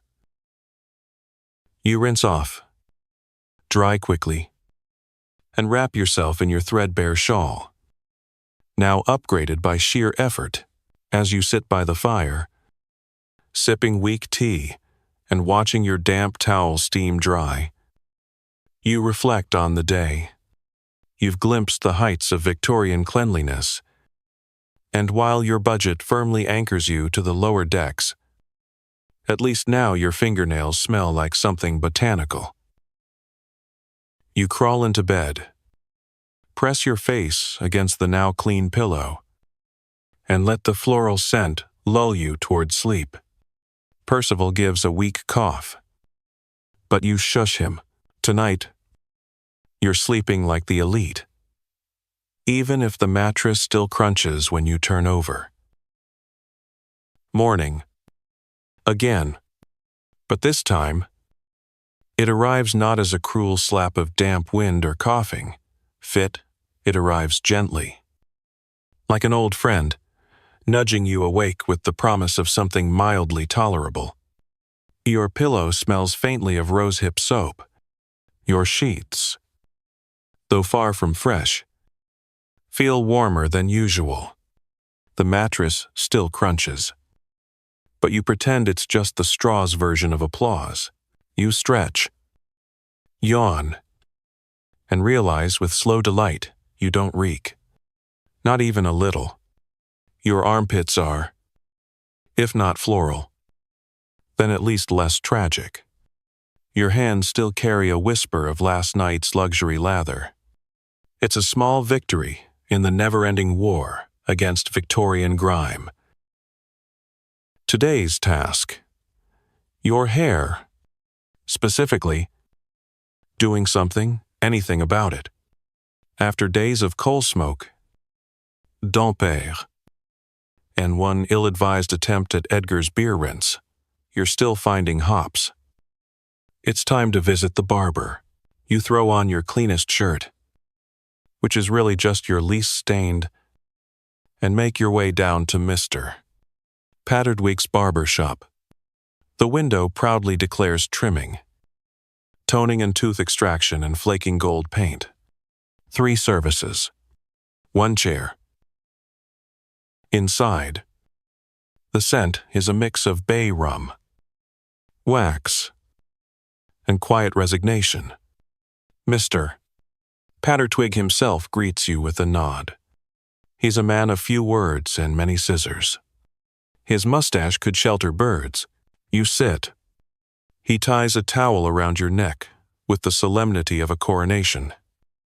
Then begins the shearing. No questions. No chat. Just the sound of snipping, the occasional grunt, and the gentle drift of your hair to the floor like sad confetti. As he works, you eye the jars on the counter, pomades labeled Gentleman's Tonic, combs soaking in what might be gin, and a bottle of something called Scalp Elixir Cures Folly. You don't ask. Quirky tidbit. Victorian barbers often doubled as surgeons or dentists.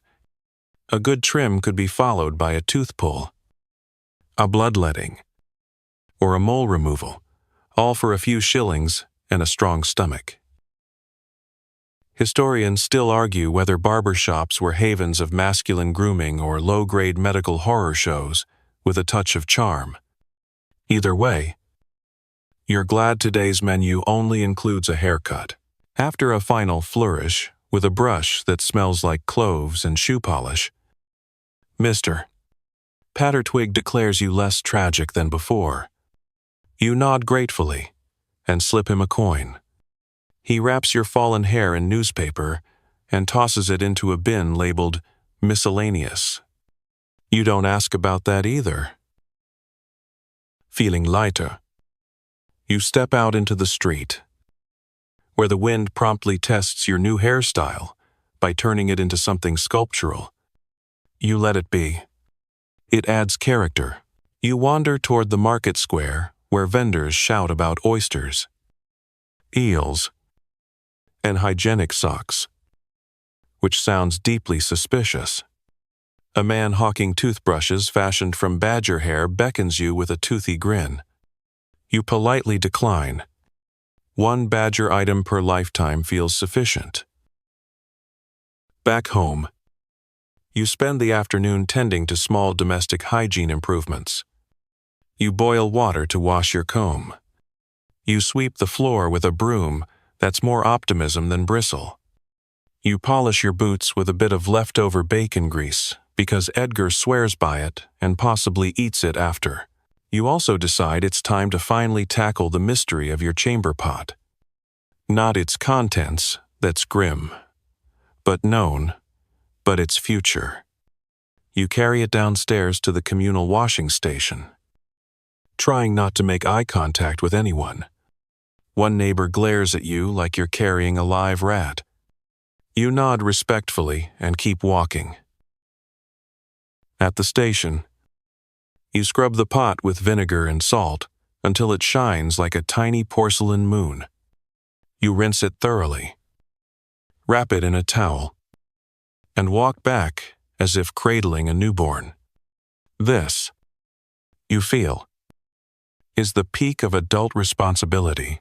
Back in your room, you reorganize your washstand. Soap in the center, mirror aligned, comb on a clean cloth. the chamber pot tucked discreetly underneath, sanitized and gloriously underused. That evening, you light your candle early, not because it's dark, but because it makes the room feel warmer, brighter, cleaner. You boil a bit of water and give your face a proper steam with a towel draped over your head. For once, your pores feel more open than your schedule. You lie back with your feet up on a stool, sipping thin broth and reading the label on your new pomade like it's a romantic novel, infused with neroli and the spirit of discipline. You smile. You're not sure you have either, but it's nice to pretend. Historians still argue whether Victorian self-care was genuine or just an elaborate dance to avoid smelling like despair. But as you lie there, freshly barbered, slightly scented, and surrounded by the tools of your own small transformation, you decide it doesn't matter. You've carved a little sanctuary out of soot and vinegar. And that, in this city, is something close to miraculous. You wake the next morning to the sound of something crashing downstairs. Probably Mrs. Dread Smoke dropping a pan, or possibly chasing a rat with a pan. Hard to say in this building. Still, you're surprisingly well rested. Your neck doesn't ache. Your back hasn't filed an official complaint. And your lungs only creak a little when you breathe deep. You sit up and glance toward your little washstand. The soap remains delicately intact. The mirror hasn't shattered. The chamber pot glistens like a trophy for surviving the week. Small miracles.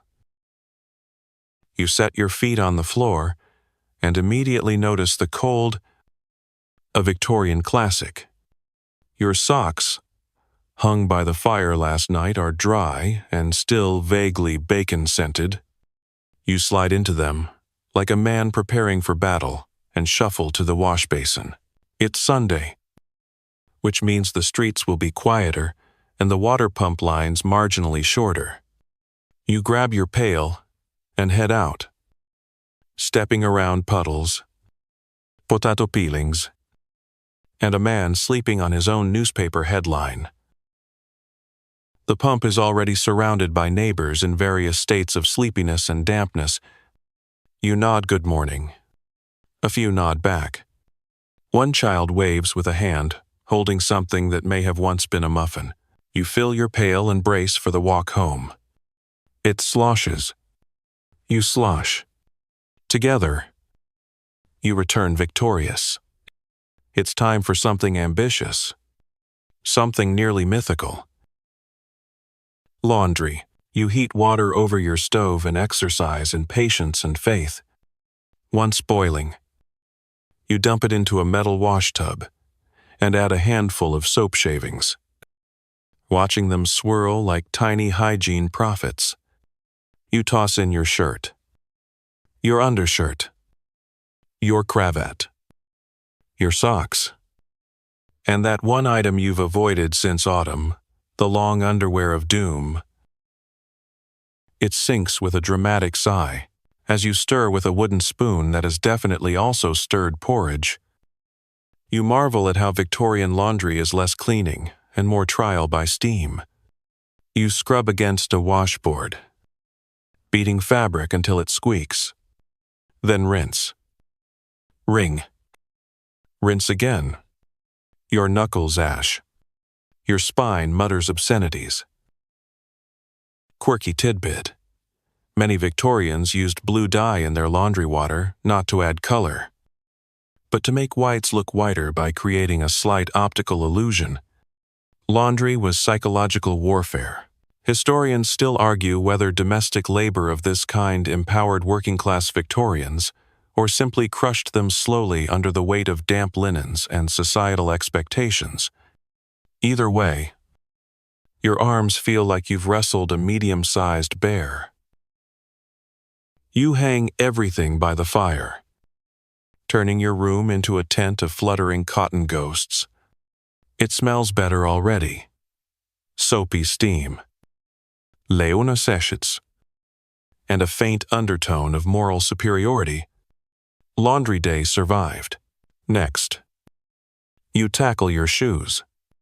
They're not really leather anymore, more like a vague memory of leather, but they deserve attention. You wipe them down with a cloth, polish with tallow, and stuff newspaper inside to keep the shape. It's the Victorian version of shoe therapy. You then fold your one nice cravat into a triangle and place it lovingly on your chair. It smells better than you do and may soon be promoted to scarf duty, feeling virtuous. You open your window to air out the room. The air that enters smells faintly of soot, burnt cabbage, and possibility. Across the way, you see Edgar waving a handkerchief that might also be his curtain. You wave back, then close the window before the wind ruins everything. Later, you venture out for supplies and find a peddler selling small pouches of bath salts. You raise an eyebrow, and he grins.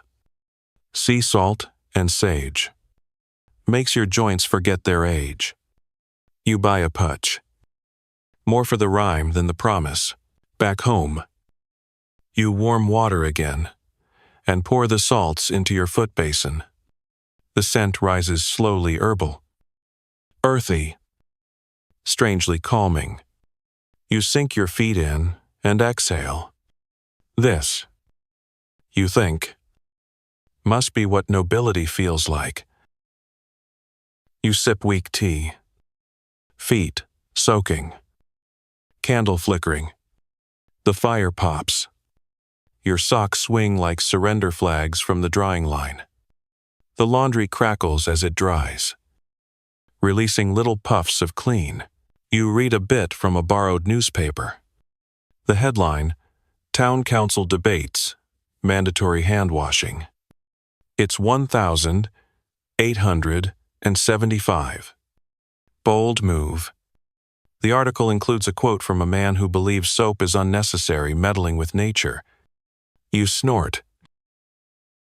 Historians still argue whether public health reforms of this era were driven by compassion or a desperate attempt to stop cholera from ruining everyone's Sunday roast. Either way, clean hands help. As evening closes in, you place the now dry socks at the end of your bed. Fold your shirt with the reverence of a monk folding robes, and smooth out your blanket. You settle into bed, skin tingling faintly from bath salts and effort. Your hair smells faintly of lavender and honesty. Your feet feel almost like they belong to you again. Percival, your loyal cough, offers a polite, throat-clearing, then falls silent. You close your eyes, wrapped in the warmth of laundered cotton and smugness. Tomorrow, you may get dirty again. But tonight, you are victorious. The next morning greets you with something wholly unfamiliar, a sensation that might be mistaken for actual cleanliness. Your skin doesn't itch. Your fingernails don't harbor miniature coal mines. Even your undergarments, usually classified as textile war crimes, feel, dare you say, fresh. You swing your legs out of bed and stretch, joints cracking like polite applause. Today, for once, you have a plan. It involves a place you've heard whispers about for weeks now. A place that claims to combine hygiene, luxury, and gentle moral superiority. The Turkish bath. The very idea makes your toes curl in curiosity. Steam, oils, massages, and silence. In London, in your lifetime. Could this be a real thing? Or is it just the fever dream of someone who once passed out in a hot laundry cupboard? Only one way to find out. You dress in your now crisp shirt, your social cravat, and your cleanest pair of trousers, the ones with only one suspicious patch. You brush your boots, tame your hair, and splash your face with water so cold it could legally be declared cruel. And then you set out. The building is tucked down a quiet street behind a faded green door. A small sign reads, Hammam, Gentlemen's Bathing and Relaxation. You push open the door and step into a room filled with warm, scented air, and a silence so calming it feels illegal. The attendant robed, sirene, and entirely unimpressed by your boots, ushers you inside. You're handed a towel, not a scratchy rectangle of despair like the ones you own. No. This is a fluffy towel. You briefly consider asking if you can purchase it a small home and adopt it. You're guided through a series of rooms, each warmer than the last. First, a dry chamber where you sit on a marble bench and contemplate the life decisions that led to this moment. Then, the steam room, a tiled cocoon filled with eucalyptus fog and the occasional groan of someone realizing their pores just surrendered. You lie back on a warm slab of stone. An attendant scrubs you with a rough mitt, whistling softly as an entire Dickens novel's worth of grime comes off your arms. It's both humiliating and transcendent. Quirky tidbit. Victorian Turkish baths became wildly popular among the urban elite and ambitious middle class. They were seen as healthful, moral, and delightfully exotic. Also great places to eavesdrop on gossip while wrapped in damp dignity. After the scrubbing, you're sluiced with warm water, then massaged with oils that smell like lemon and sandalwood, and possibly pure confidence. Your muscles weep with gratitude. Historians still argue whether the popularity of Turkish baths stemmed from a genuine desire for better hygiene or a longing for controlled decadence, pleasure disguised as purification. You don't argue. You melt. Afterward, wrapped once more in that blessed towel, you're given tea. Not bitter, watery leaf soup, but actual tea, rich, spiced, and served in a porcelain cup that doesn't chip when looked at sideways. You sit in the cooling room for a while, watching other men pretend not to fall asleep in their chairs. One snores gently into a copy of the Times. You doze too, towel still clutched like a comfort blanket. Eventually, you dress and re-enter the world. The cold London air slaps you immediately, but instead of recoiling, your skin almost enjoys it. You feel polished, buffed, glowing, even. You float home. On the way, you stop at a stall and buy a small bottle of lemon oil. You're not sure what you'll do with it, but it feels right. Back in your room, everything smells faintly of steam, soap, and achievement. You open the window just a crack, letting in fresh air that no longer feels threatening. You boil a bit of water to wash your face.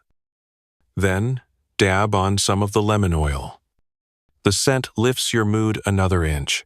Later, you visit Edgar and describe the entire experience in detail. He listens with wide eyes and mild jealousy, then mutters something about converting his bathtub into a steam box using pots and a curtain rod.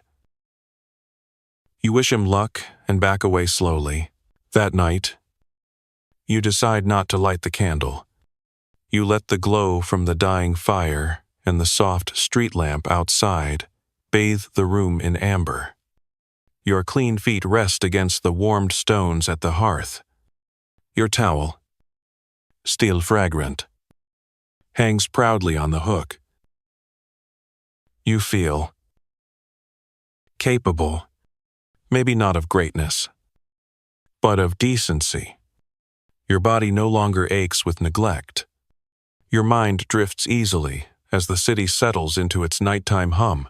You lie down. The blanket tucks around you without a fight. The pillow, fluffed and scented, supports your head like a cloud that's been to etiquette school. And as sleep begins to pull you under, you smile, because today, you conquered Victorian hygiene. Not just survived it, you bathed. You steamed. You glowed. And now, wrapped in clean linens and lemon-scented triumph, you drift. Your dreams are strange but peaceful. Something about floating through a sea of lavender soap bubbles while riding a scrubbing brush like a broomstick. You wake slowly, blinking at the pale gray light seeping in around your window's edge. No cough. No itch. No sour stench of mildew in your nostrils.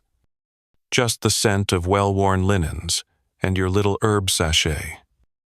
Still valiantly clinging to its job like a noble footman, you sit up, stretch, and take a deep breath. Your joints creak in the usual places. Your knees remind you that you once tried to outpace a horse-drawn cart and lost. But overall, you feel, dare you say, fresh. It's your final day in the week-long hygiene crusade, and you know exactly what to do. Laundry's done. Hair's trimmed. Socks are no longer offensive. There's only one frontier left: oral hygiene. Yes, the mouth. That final bastion of Victorian uncertainty. You've dodged it long enough. You start with a brief scrub using a rag dipped in salt water, basic but time-honored. Then, taking courage from the fact that you once used Edgar's toothpaste and lived to tell the tale, you open your drawer and pull out the badger hair toothbrush. It's like brushing your teeth with the tail of a particularly judgmental squirrel. Still, you go slow, one tooth at a time. A little baking soda, a little chalk powder, a few grimaces. The results, mixed. Your teeth are still mostly there, though some feel looser than a handshake with a politician. Quirky tidbit. Many Victorians swore by charcoal powder, soot, or even crushed brick as tooth cleaners. One early toothpaste included ground oyster shells and said may whiten, may wound. Historians still argue whether Victorian smiles were rare due to dental modesty or because the average mouth resembled a battlefield after the fog of war. Based on your experience, it might be both. After this small ordeal, you rinse your mouth with a peppermint infusion and spit into the basin. It doesn't taste good, but it tastes like effort, like commitment. You step outside for a victory lap through your neighborhood, now proudly equipped with minty breath and eyebrows that almost match. At the market, you treat yourself to a pear. It's a bit mushy and oddly gritty, but fresh fruit feels decadent. You savor it while watching a chimney sweep negotiate with a fishmonger. The barter involves 3 eels and what might be a pocket watch. You wander down to the Thames. The air here smells less of soap and more of regret. But the water glistens anyway, pretending to be picturesque. A steamboat chugs past. A gull screams at it. You nod in appreciation, passing a print shop. You spot a pamphlet in the window. Self-washing. A gentleman's guide to not being a scandal. You go in. The clerk eyes your clean collar and polished boots and gives a small nod of respect. You feel 10 feet tall. Back home, You prepare one final evening of indulgence. You light both your candles double flame for double class. You boil water and steep your last two herbs into a tea that smells like meadows and distant soap advertisements. You soak your feet. You steam your face. You rinse your ears. You fold your one shirt like it's heirloom linen and hang it by the fire like a proud parent. You even dust the bookshelf. The room glows with warm candlelight. The sheets are dry. The chamber pot is gleaming, still unused. Miraculously, your coat hangs like a cape from your door. You sit back in your creaky chair, sip your strange tea, and reflect. You've survived a full cycle of Victorian hygiene, from the soot-stained despair of your first morning to this moment of soft skin, clean socks, and reasonably cooperative teeth. Your laundry no longer threatens lawsuits. Your fingernails gleam faintly. Your reflection in the mirror looks tired but triumphant. Percival, ever the loyal background cough, gives one small ahem from the floorboards and then goes silent. You pull the blanket over your knees and open the window just a crack. The city is still awake, horses clopping, boots tapping, a baby crying one block over. But in here, it's calm, soap-scented, quiet. You dim the lights. You turn on the fan figuratively. This is 1875. After all, and let the soft background hum of street sounds become your lullaby. You lie down. The candle flickers once, like a wink, and goes out. You drift into sleep with the faintest curl of a smile still on your lips. But morning, as always, has a sense of humor. A bell clangs somewhere far too early. Someone yells about a stolen boot, and the groan of a wagon wheel turns your pleasant dream into a noisy blur of chimneys and teacups. Still, when your eyes open, the first thing you notice isn't the noise. It's the smell. Not foul, not moldy, not what died in the walls. No, just your room. Clean-ish, warm, a hint of herbal tea lingering in the air. Linen and lemon soap. Progress. You stretch, roll over, and pat your pillow like an old dog. You've been through a week of Victorian hygiene adventures, and somehow, you've come out the other side without contracting anything unpronounceable. As your feet hit the floor, you glance at the basin. It sits empty but dignified, like a knight's shield after battle. The comb rests beside it. The soap, now smaller, thinner, but still there, gives you a silent nod of acknowledgement. You survived. Today, you decide, will be all about maintenance. No dramatic scrubbing. No foot boiling. No charcoal powder experiments. Just calm, sensible upkeep. You start with a gentle face rinse, using cooled water from your kettle and a cloth that no longer crunches when bent. You comb your hair slowly, tugging out a few defiant strands that seem convinced they live in a wind tunnel. You dab on a bit of that bay lavender stuff Pattertwig recommended. Not too much. You don't want to smell like a soap opera. You slip into your shirt, now wrinkled from proud overuse, but undeniably cleaner than it's been in weeks. Your socks, slightly mismatched, but equally scrubbed, go on like slippers of destiny. Quirky tidbit: Victorians believed regular bathing could make you overly sensitive to cold, or even weaken your moral fiber. Some doctors warned against too frequent washing, insisting it could thin the blood. Meanwhile, you've been thinning your sanity one scrub at a time.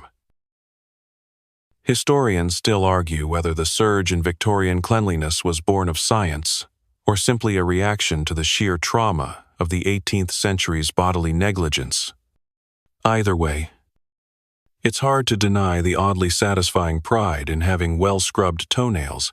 Downstairs, Mrs. Dreadsmoke eyes you from behind her teapot. You're looking oddly respectable, she mutters. You smile and reply, temporary condition, I assure you. You step outside into a city that somehow feels less grimy today. Maybe it's the light. Maybe it's your nostrils, no longer coated in smog. Maybe it's just that personal hygiene has made you a little taller. Inside, you walk past the pump, where the line is longer than usual. Someone drops a bucket and curses loudly. You walk by like a veteran, nodding once in solidarity. The grocer waves. The baker pretends not to recognize you, but you catch her sniff the air suspiciously. You take that as a win. Later, you visit the apothecary not to buy anything, just to browse. The clerk squints at you, clearly unsure if you're the same person who once bought half a bar of soap and looked like they'd wrestled a hedgehog in a rain barrel. You give her a small wink and continue browsing the shelves. You notice a new bottle, Gentleman's Morning Mist for when bathing is optional but impressing is not. Tempting. But you pass. You've got your own morning mist water. Effort and sheer emotional commitment. Back in your room, you tidy up your washstand, fold the cloths, rinse the bowl, even give the mirror a gentle wipe with a bit of vinegar. You look at yourself just a little longer this time and nod. Cleaner, clearer, still tired, but victorious. You sit by the fire as it crackles into the early evening. You pour the last of your weak tea into a chipped cup and rest your feet on the stool. The city outside continues without you for a moment. It's allowed. You've done your part. You survived a week in the least hygienic century with your humor mostly intact, your skin marginally improved, and a new respect for the miracle of modern plumbing. Tomorrow, you'll probably go back to your usual schedule of avoiding chamber pots and pretending vinegar can fix everything. But tonight, you're a soap-scented legend. You lie down, tuck yourself in, and close your eyes with a contented sigh. No lingering sourness. No damp feet. No regrets. Just peace and a mental note to never again use the phrase tooth powder without shuddering. The candles have long since burned to quiet stubs. The fire fades into a gentle orange pulse, like the heartbeat of a contented cat. You're tucked beneath your blanket, limbs soft, breath slow, the tang of lavender and old wood thick in the warm hush of the room. Outside, the city mumbles on wheels, rattle down cobbles. Boots tap in the distance. A bell chimes somewhere across the rooftops, but none of it reaches you now. Not really. It's all just background lullaby. The comforting chaos of a world still turning while you rest. You shift once, then still again. Face pressed into a pillow that no longer smells like last Tuesday's stew. Even the mattress seems more forgiving tonight, like it's proud of you for finally scrubbing behind your ears. Your eyes flutter. The world drifts sideways. The edge of your thoughts dissolves into quiet nonsense. And in that drifting haze, One final idea curls around your mind, like steam from a warm kettle. You made it. You survived, Victorian Hygiene. You scrubbed, soaked, polished, and powdered. You boiled water with the determination of a general. You wielded vinegar like a sword. And now, here you are clean, calm, curled up like a purring teacup, with nothing left to do but sleep. So let go. Let the fire fade. Let the streets go on without you. You've washed enough. You've tried enough. You've earned this quiet. Let sleep carry you away now. Soft and steady, you are safe. You are warm. You are clean. Sweet dreams.